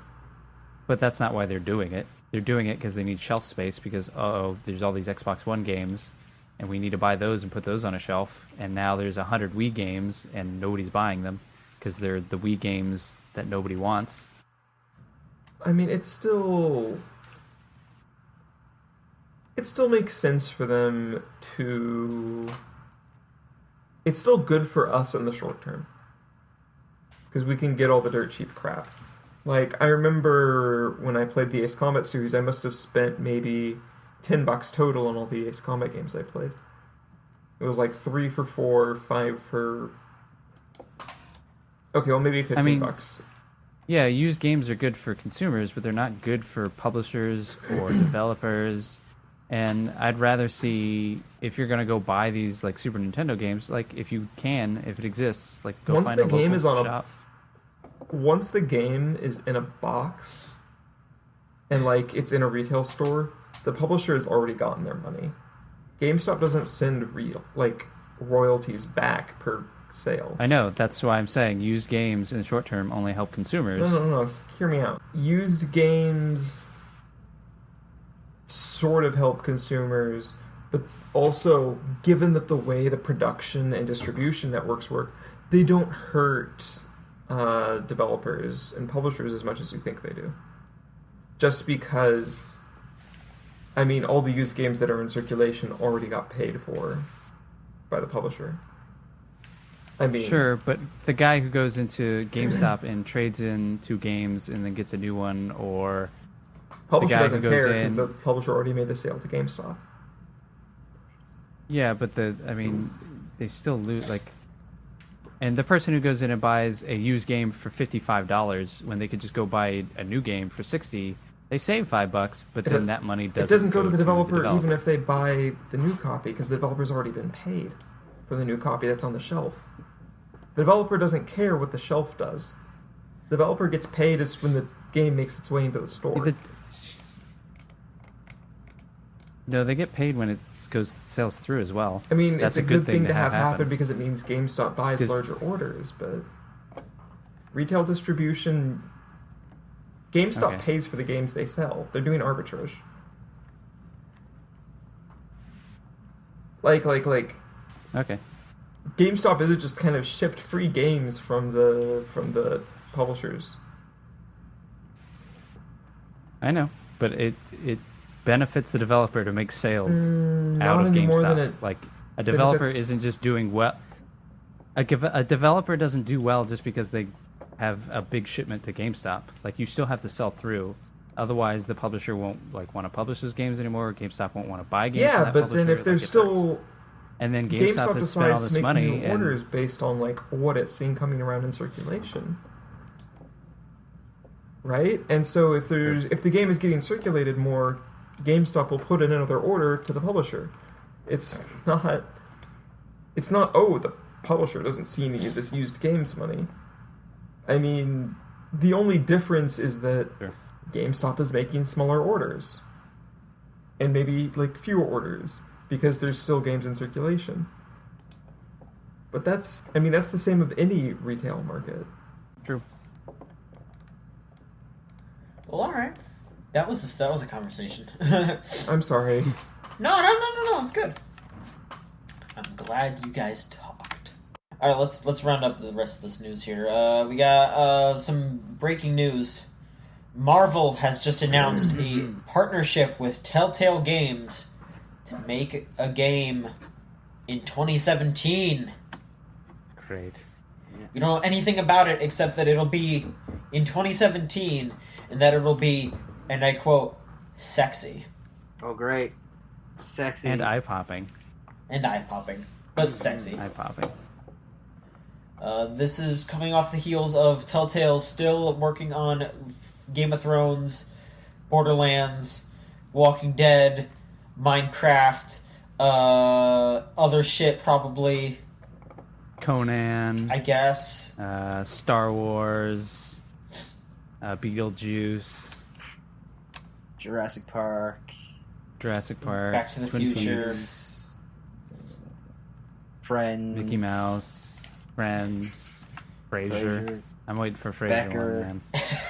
Becker. Becker 2. Because, I mean, everyone's going to buy Becker. Decker. Mm-hmm. Coach. Daikatana. Coach. All the hits. Yeah. So, yeah, thanks, Telltale. Keep making them. Yeah, thanks. I mean, if they're getting paid, Yeah. who cares, I guess. Sure. But at some point, people are going to stop Yeah, buying this. Yeah, I It's a feel lot that way bit about much. like Marvel too. Is that at some point both those things are gonna just like the public is gonna get sick of another Marvel thing or another Telltale thing, and at some point the bottom is gonna fall out of those. People are gonna be tired of them. Yeah. I would be surprised I feel like if Marvel fell out. I feel like there's so much overexposure on both that at some point people are gonna tire of it, and I feel like that might be a real good point where that happens. When two Goliaths meet. Yeah. Alright, next bit of news here. Steam is letting modders charge for their stuff now. Mm-hmm. Yeah, Steam Workshop's letting PC mods, Makes sense. letting people purchase them. Yep. First game that they're letting this happen with is Skyrim, and the controversial bit of it is that developers or modders are only getting 25% of the revenue, and they can't collect until they make, I want to say, $100. Yeah, it's 100. It won't matter much. I guess not, but you know, still, that's like these modders are putting all this stuff into it. I mean, like, if you go and look at what's up for Skyrim, it's armor, it's weapons. Like, this is horse armor. This is, like, crowdsourced horse armor. It's, like, right now it's just bullshit.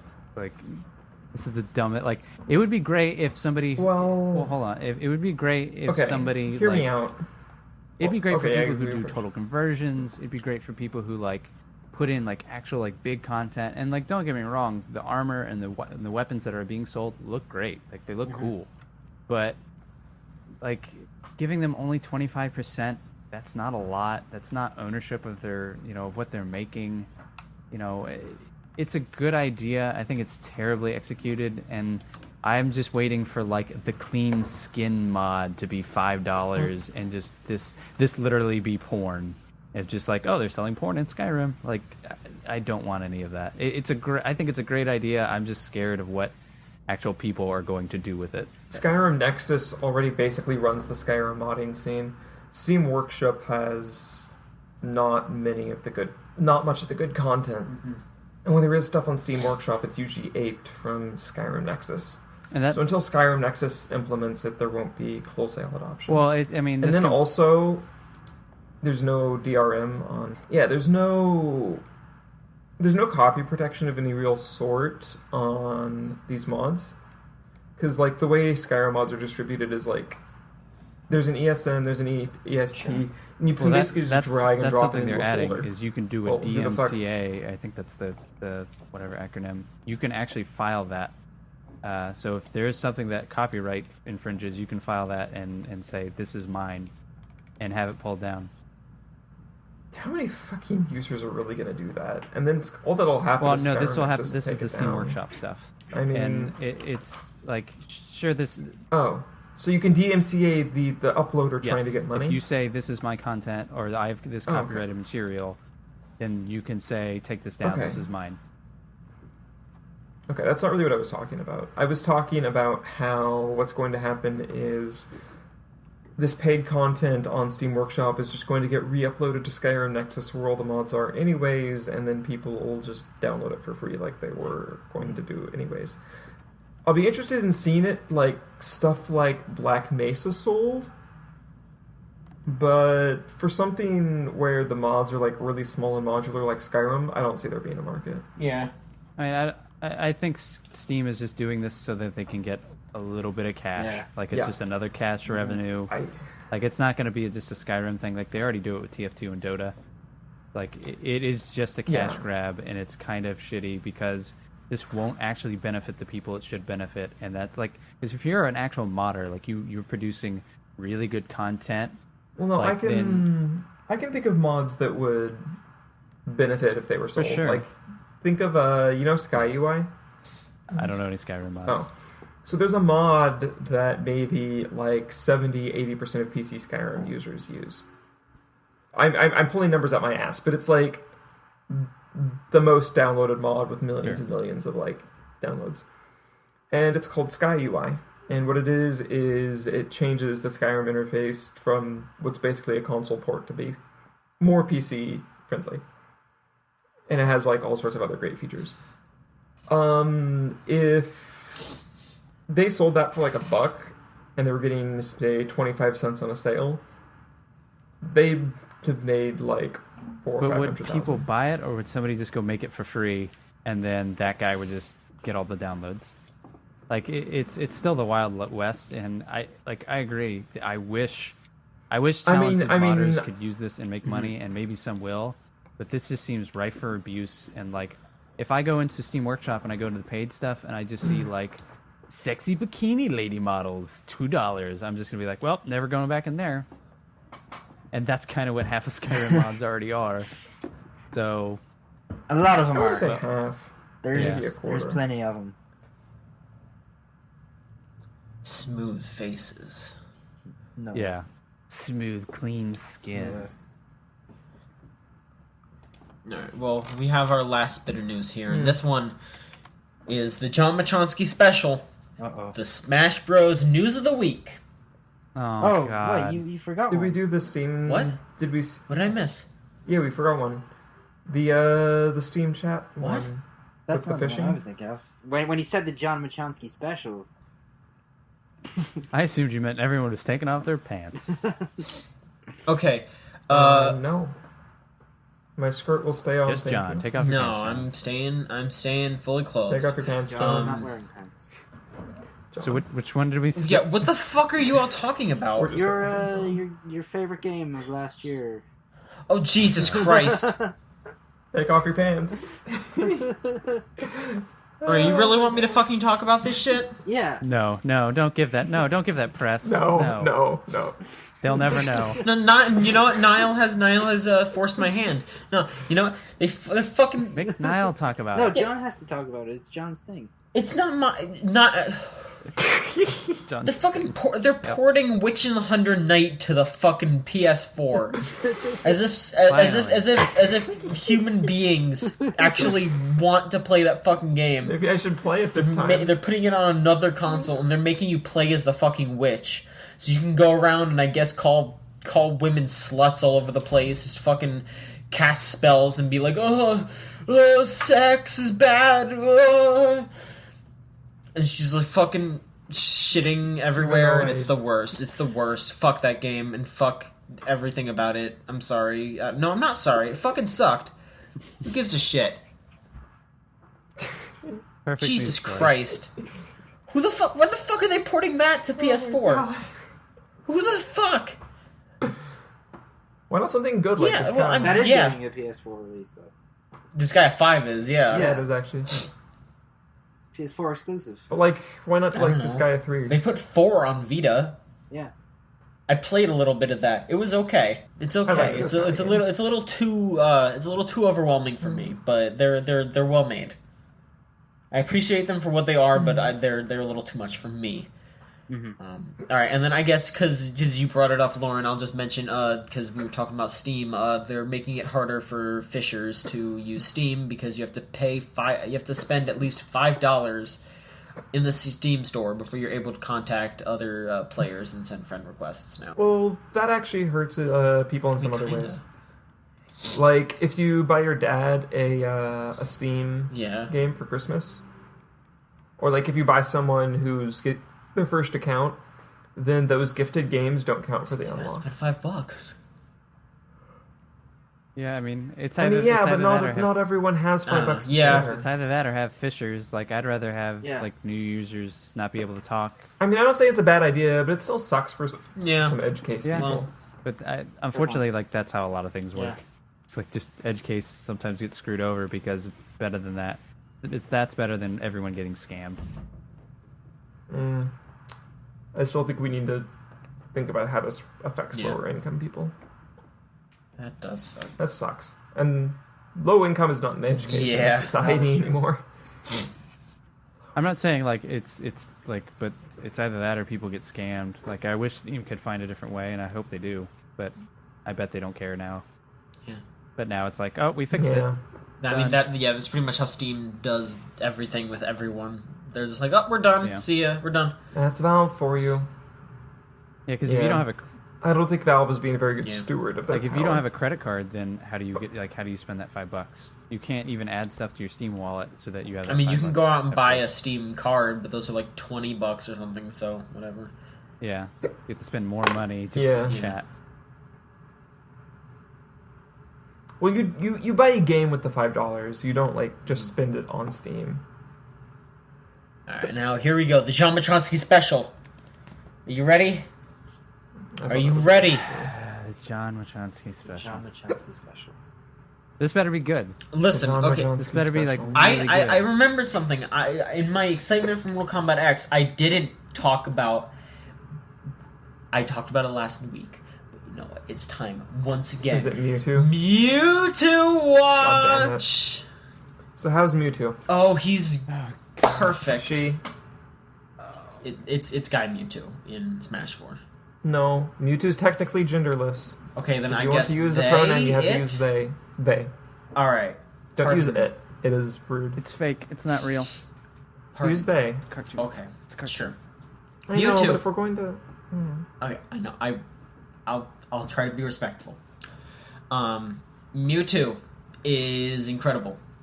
They're just fucking firing on all cylinders. The only they took everything that was wrong with Mewtwo in Melee and made it viable. Mewtwo does a shit ton of damage. Mewtwo still flies really easily and dies at low percentages, but if you get in there and you get enough hits in and you do your smashes, you're gonna get some seriously quick kills if you're good as Mewtwo. How are the Is there a way to pros? mute other people in this? No.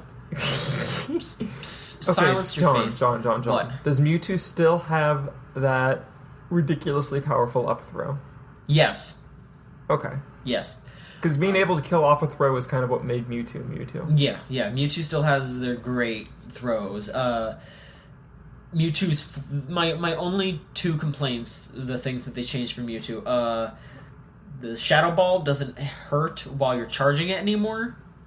Okay, but that's Lucario's now. Yeah, well, that sucks because fuck Lucario, but you know. I like Lucario. Lucario's my main. Who gives a shit?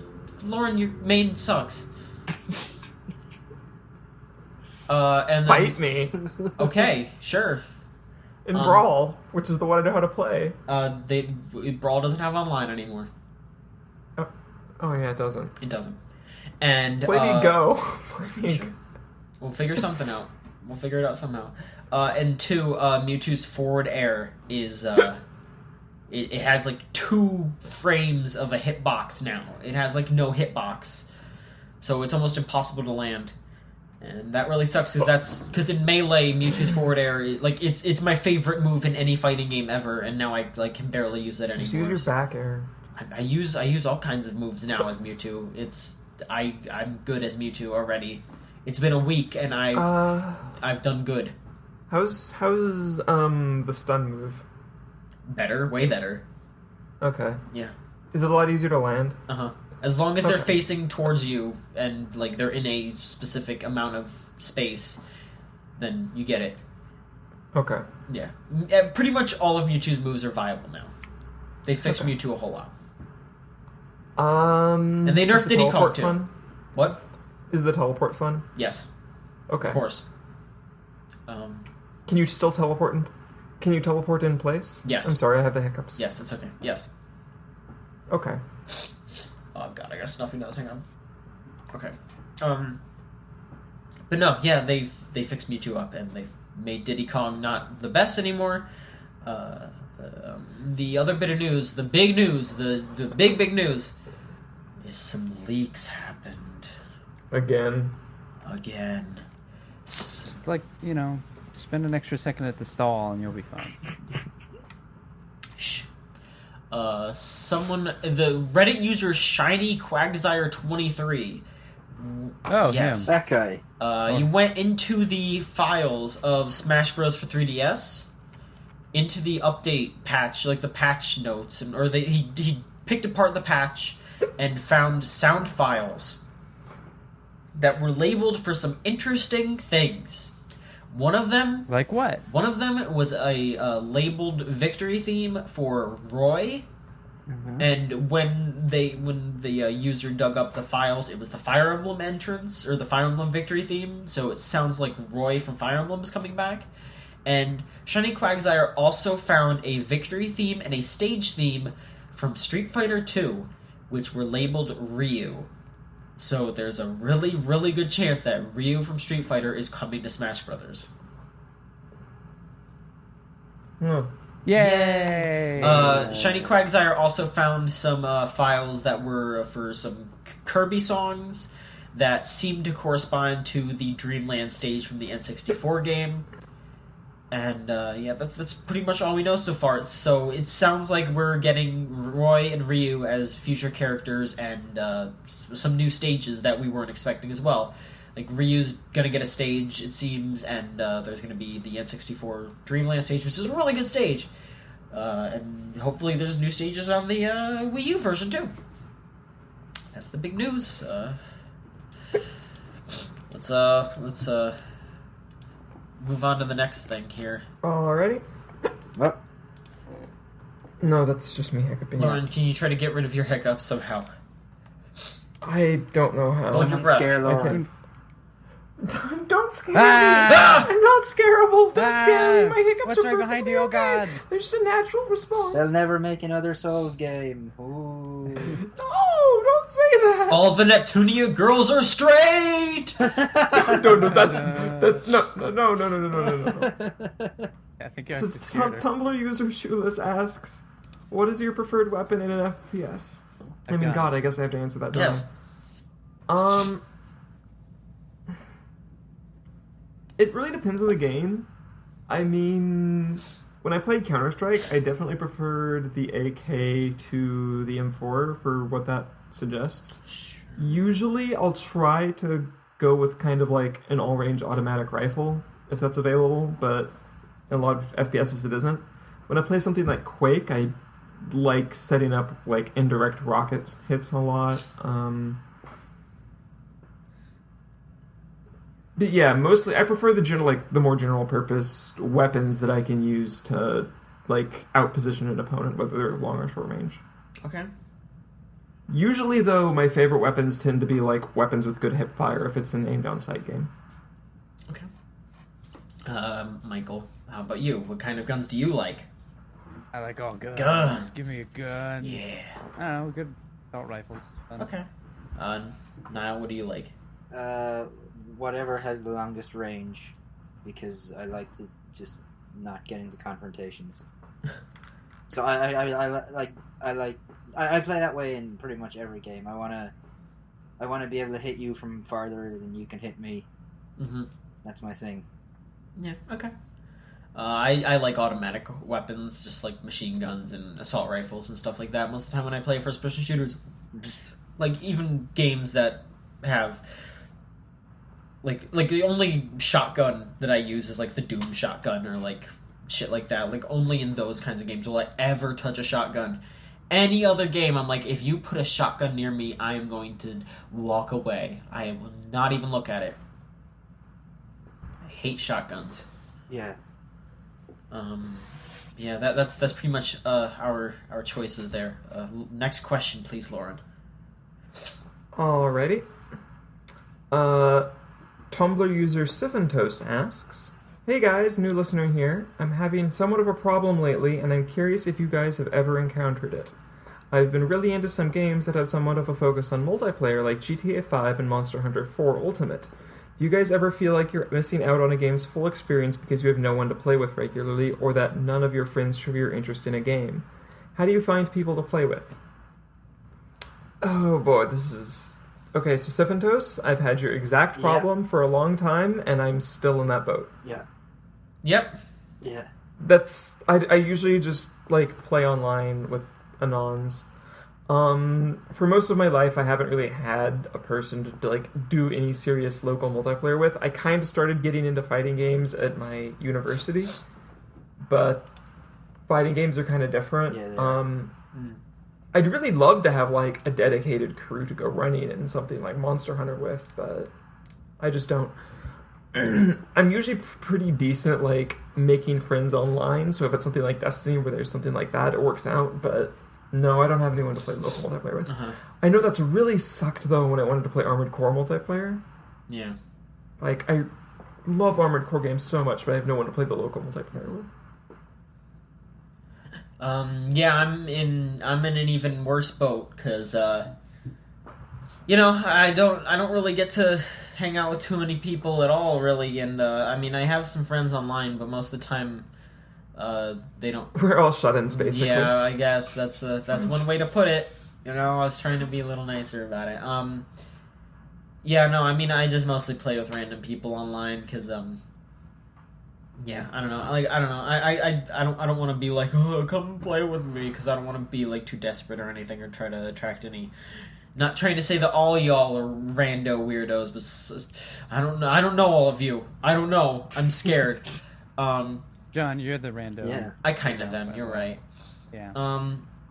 But no, I just play with whoever and hope for the best. I don't know. We'll see. Maybe, you know what? This kind of gives me an idea of something that we should do. I'll talk to the crew about this after we record. Yeah. For me, it's kind of different, because I guess when online gaming really started coming into play with the PS3 and Xbox 360, I was still living back in Ireland, and I was living in the middle of nowhere. And Ireland has the worst internet infrastructure in Europe. Oh boy! And there is none, basically nothing, if you go outside of Dublin and the 2 or 3 other cities in the country. So I always wanted to play multiplayer stuff, and I never could, because I could never even sign into the PSN or onto Xbox Live. Holy shit! I'm so sorry. Because the internet connection is so bad out there. So I completely would miss out on all these online components of games. When I first got my PS3, one of the first things I got was Warhawk, and that was I wound up having to take that back pretty quick, because I couldn't get online to play the game. That's awful. So by the time I moved here 6-7 months ago, I got to the stage where I've gotten so used to kind of playing everything single player without multiplayer that going and playing multiplayer now is kind of this isn't everything that it was cracked up to be. This actually kind of sucks. So I'm kind of I feel your pain, but for a different reason. Well, Niall, soon you'll be heading into the promised land of local multiplayer. We'll see about that. Yeah, I know I didn't actually mention it on the show, but Oh yeah, you didn't. No, I was set to go to Japan, but I actually that fell through because the company that I was going to be working with had promised me a certain amount of money a month, and then when I got the contract, they cut it by 60,000 yen a month. And and they also changed where I was going. So I was supposed to be going. Yeah, no, back out of that. Yeah, I was supposed to be going to Nagano, and then when I got the contract, it said, "Oh, we're going to put you in Osaka, and we're going to give you 170 1,000 yen a month, which is nowhere near enough to live in Osaka. And I was like, no, maybe some other company down the road, but I need to be paid money that I can afford to live on. Mm-hmm. You know? Yeah, 170,000 yen a month. That's like that's $1,700. nothing. Yeah. Yeah. Don't. Yeah, like you can't live in Osaka on no, that. like as soon as I saw it, I was like, "You promised me this much money," and they're like, "Yeah, but you said you wanted to work in a big city, and we had an opening, but we have so much demand in the big cities that we pay less." And I was like, "What? That's under cost of living, and I'm not going to be poor just because you want to save money." Yeah. Mm-hmm. So yeah. Well, good luck. Maybe someday. Yeah, we'll see. Maybe Chooch will send me over someday. Yeah, we'll see. Yeah, maybe. Tumblr Use the Masked Negro has 2 questions this week. We're going to collapse them a little bit. Okay. Hey, did you know E3 is happening soon? No. It's happening. Just wanted to let you know. Didn't know that. First few things. Lowrider, you can't handle me in Go. I won the Tri-State Go Championship of 1993. Wow. And then Long time ago. follow-up question. How y'all are doing today? Eating well? Getting enough sleep? I care about you guys and gals and want you to take care of yourself. Just kidding! Fuck y'all! Bring Bomberman into Smash! God damn it! Fuck these polls and votes! Let the Exploding King onto his throne! Fuck Ryu and Smash! I can name 5 better characters to put in, and I'm sure you can too. Alright, so is he asking us to name 5 characters that we would rather have other than Ryu in Smash Bros? I think he's just talking. I think he's just sort of he's venting. to Alright, us. okay. Listen, all I'm needs to chill saying, kid, is that you're garbage, bro. Damn, holy shit. Oh, fighting words. And if you really want to see what I'm made of, and I know you do, because I know you just can't help yourself. Damn. Well, maybe you should send a private message to Tumblr user 2am-lapis. Oh, this is a battle. So I can rock you on my own time. Holy shit. Oh. That's Fighting words. Yeah, holy Next shit. question. Well, no, An anonymous Tumblr user asks, you answered your Street Fighter mains last week, so I wanted to know who you main in other fighting games. Okay, sure. Yeah, what other fighting games do y'all play, and who do you main? Labris is so cute. Who plays Labris in P4A? Yeah, in P4U2 I play Show just because I like rushing down, but Labris is so fucking cute. She is really cute. What was that I noise? play cute girls, honestly. Yeah, no, I feel ya. I feel ya. Calm down, John. I'm calm. I'm just Calm down. Put the pants back on now. all right. Yeah. What other fighting games do you play, Lauren? When I played BlazBlue, I played Hakumen. When I played Under Night, I played the chick with the really big sword. I usually try to play characters with really big normals. Sure. Because I like just like catching people at the tip of my range with huge normals. I've tried... I mean, I know I should play Dulcim in Street Fighter for that, but... Yeah, I also like really like fundamental focus characters where it's just focus on spacing, focus on getting in. Focus on blocking well. I like that stuff. When I played Soul Calibur, back when Soul Calibur 2 was like a big deal, I played a lot of Nightmare. Okay. Niall, who do you play as? Well, I wasn't on last week, so I'll say for Street Fighter, I normally play as Sakura. Mortal Kombat, usually Smoke, sometimes Jade, but mostly Smoke. So, like, really disappointed that neither of those are in the new game yet. Yeah. I guess Tekken is probably my main fighting game, though, and I usually play as Leo in Tekken. Nice. Because she's got, like, really good... Like, she's really good at just keeping pressure on your opponent, which I find is, like, really, like... It works really well in Tekken, the way that game is structured.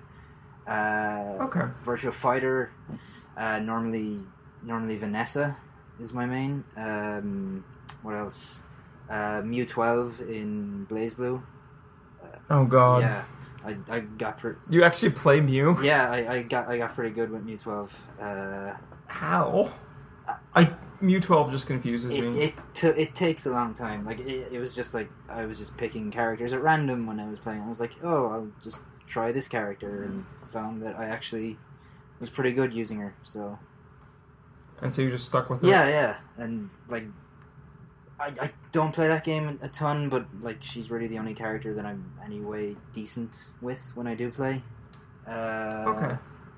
What else? That's a really unusual character to be the only character you're decent with. Yeah, so I'm told, but I don't know. I guess just something about that character makes sense to me. I don't know what. Is it just like placing all the little shits on the screen to lock people out? Yeah, a lot of that, and then using like burst attacks to just keep them sort of at distance because you can charge those and.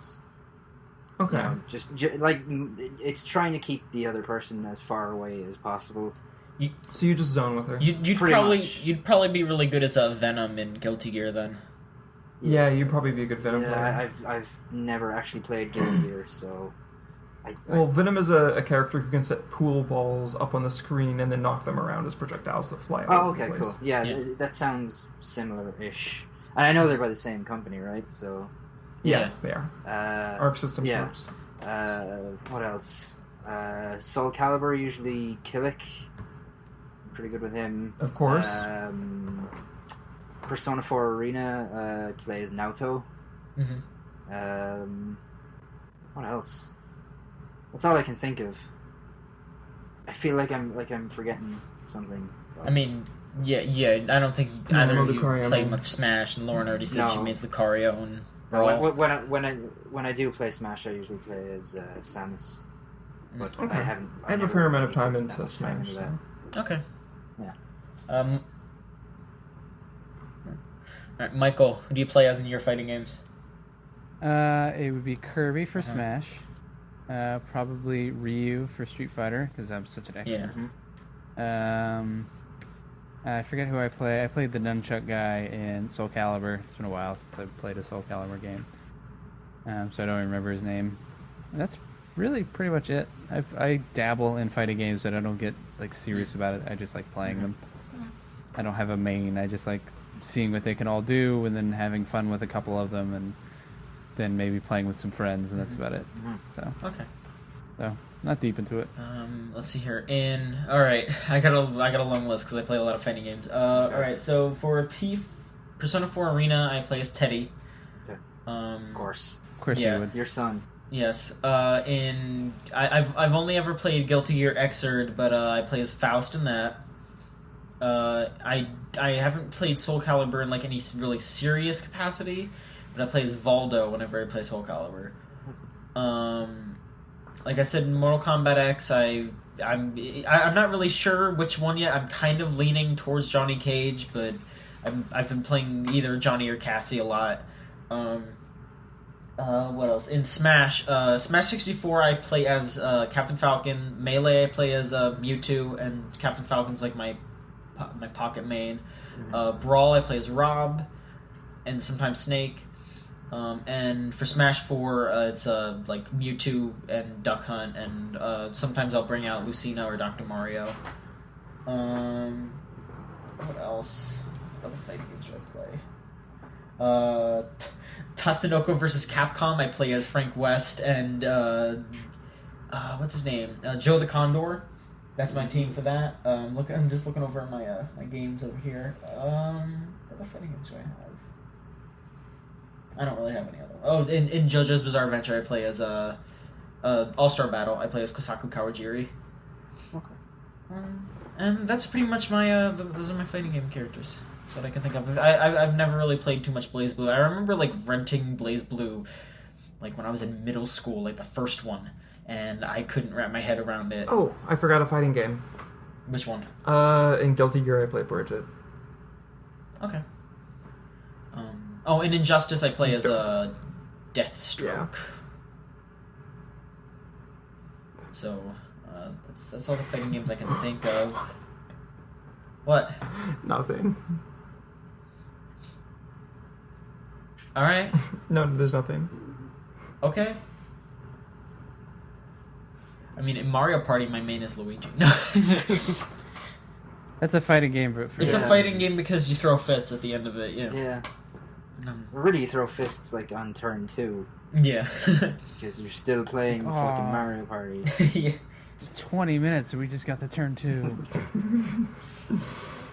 Yeah. Let's do our last question, Lauren. All right. An anonymous Tumblr user asks us, Chooch cast, squad-based game. Who has what role? So we're talking like a. Yeah, if we were playing a squad-based shooter, who has what role? Okay. John's the healer because we yell at him so much anyways. We might have be yelling something useful It's at true. him. Wait, no, I thought this was a squad shooter. Yeah. There's healers. There's healers in medic. squad shooters. Oh, yeah, John would be Yeah. the medic. Okay. It's any squad-based game, really. It doesn't have to be a shooter. Yeah. Yeah. Come on, has it be a shooter? Yeah. I mean, Niall would be the It's always a sniper. shooter. He was leaning really hard on the sniper bit. So. True. Yeah, sniper or support, something like that. Sure. I don't want to get into a fight. I want to stay away. I don't don't want to worry. die. I'll take point. Lauren, you'd be point. Yep. Okay. Although I used to call strategies for my old Counter-Strike team, so... Yeah, honestly, I put Lauren up in front because she knows so much about Counter-Strike. I'd just be like, you fucking handle this. I'm out of this. Yeah, I'd probably like be the person who says like, okay, this is what we're gonna do, and then I also Nobody be from the follows front. Yeah. Yeah, no, that's a problem. I'd also get upset when you guys don't do Well, what I tell that's you to do. Chooch, so deal with it. Yeah. They- Now you I know mean, how John do you wanna feels. That's now you know how John feels like all. yes, I want to win, but nobody listens to me, so get used to it, Lauren. That's what I'm saying. Listen, all I'm saying is that if you listen to me, you'll win. All right, we'll try to. Probably. All right, Michael, what's your But like, yeah, what's your role? I point but lead from the front. Sure. What's your role, Michael? I have no clue. You'd be you'd be tank. gunman. Yeah, you could be the tank. Well, I'm the tank. I'm the heavy. Yeah. I mean, you don't know what you do. You I know could what I be do the in games. In real like- life. What do you do in games? You'd probably be a support fragger where if I go down, he would pick up the kill and continue the push. Sure. That what my personality is. Yeah, basically. Like when someone shoots Yeah. down, gets shot down, you just go for it. You just go for it. Sounds good to me. All right. Well, No, I'll take point. okay. I'll take point. Well, I think we are just about done with this episode of Video Game Choo Choo. It's good talking to everyone. This is quite an episode. This is long. You're gonna have a fun time with this, Niall. Well, hopefully we don't have issues like we did last week where I'm pulling my hair out and screaming. If you do, we can always just reshoot this. Oh yeah, great. Great. Just sit down for 2+ Yeah. hours Again. and talk. Yeah. Try and... Yikes. Oh, you guys love me though. Uh-huh, It'll be fine. yeah. It'll work out. I'll make everyone happy. I'll make everyone. Oy vey. It's a good All thing right. we script this. Yeah. Thank Yeah, God. isn't it? Spend all week learning our lines. Choo Choo was filmed in front of a live studio audience. John All right. is the medic. John is the medic. Sorry, I'm still trying to get that line down. With feeling this time, like. John is the medic. Perfect. Nice. Perfect. Actually, Thanks, Michael, thanks. I figured out what you would be. Okay. You'd be the guy driving the tank. Cause like you just want to be able to dish it out and not have to take any. Jesus. Wow. What the fuck? Wow. What the fuck? Wow. Holy shit, what the Didn't fuck? you just said like, you guys love talking to me? Oh, by the way, here's an insult. Lauren just basically like hugged all of us and then like once we pulled away from the hug just threw a middle finger to Michael, like just fuck you dude. Kiss- Oh, see, I was thinking she hugged all of us, and then we all looked down, and there's just a knife in my back. No, I like hanging out with you All guys. right. Yeah, I bet. Even if I give you. a Yeah, I hassle. bet. Alright, I so don't for mean that. housekeeping, is there anything y'all are working on? I know, like I said, I got a Mega Quintet and Mortal Kombat in the works. Well, I have a Bloodborne editorial to get out. Okay. You thought I was forgotten about that Bloodborne film? No, thing? but No. you're just working on it. Yeah. I had to get the review out first. Sure. Anyone else? I gotta clean my sink. Okay. I started it. I gotta finish it. That's pretty household. I should vacuum and do wash my sheets. I just did the pillowcases. Okay. Sheets are next. Nice. I have to cook. Niall? Cooking's fun. I have to finish a pizza, so All right. yeah, I got half pizza in my fridge, so yeah. Okay. God, you're so I responsible. am. Little callback there. Yeah. Yeah. Nice. Jokes. We got Yeah, jokes. we'll keep posting shit. Sure. We got a bunch of things in the woodworks there. Keep posting shit. Keep shoveling that coal. Yep. All right. It's been good talking to everyone. Yeah. Thanks for listening, and Bye-bye. come back next week. See you Bye. later.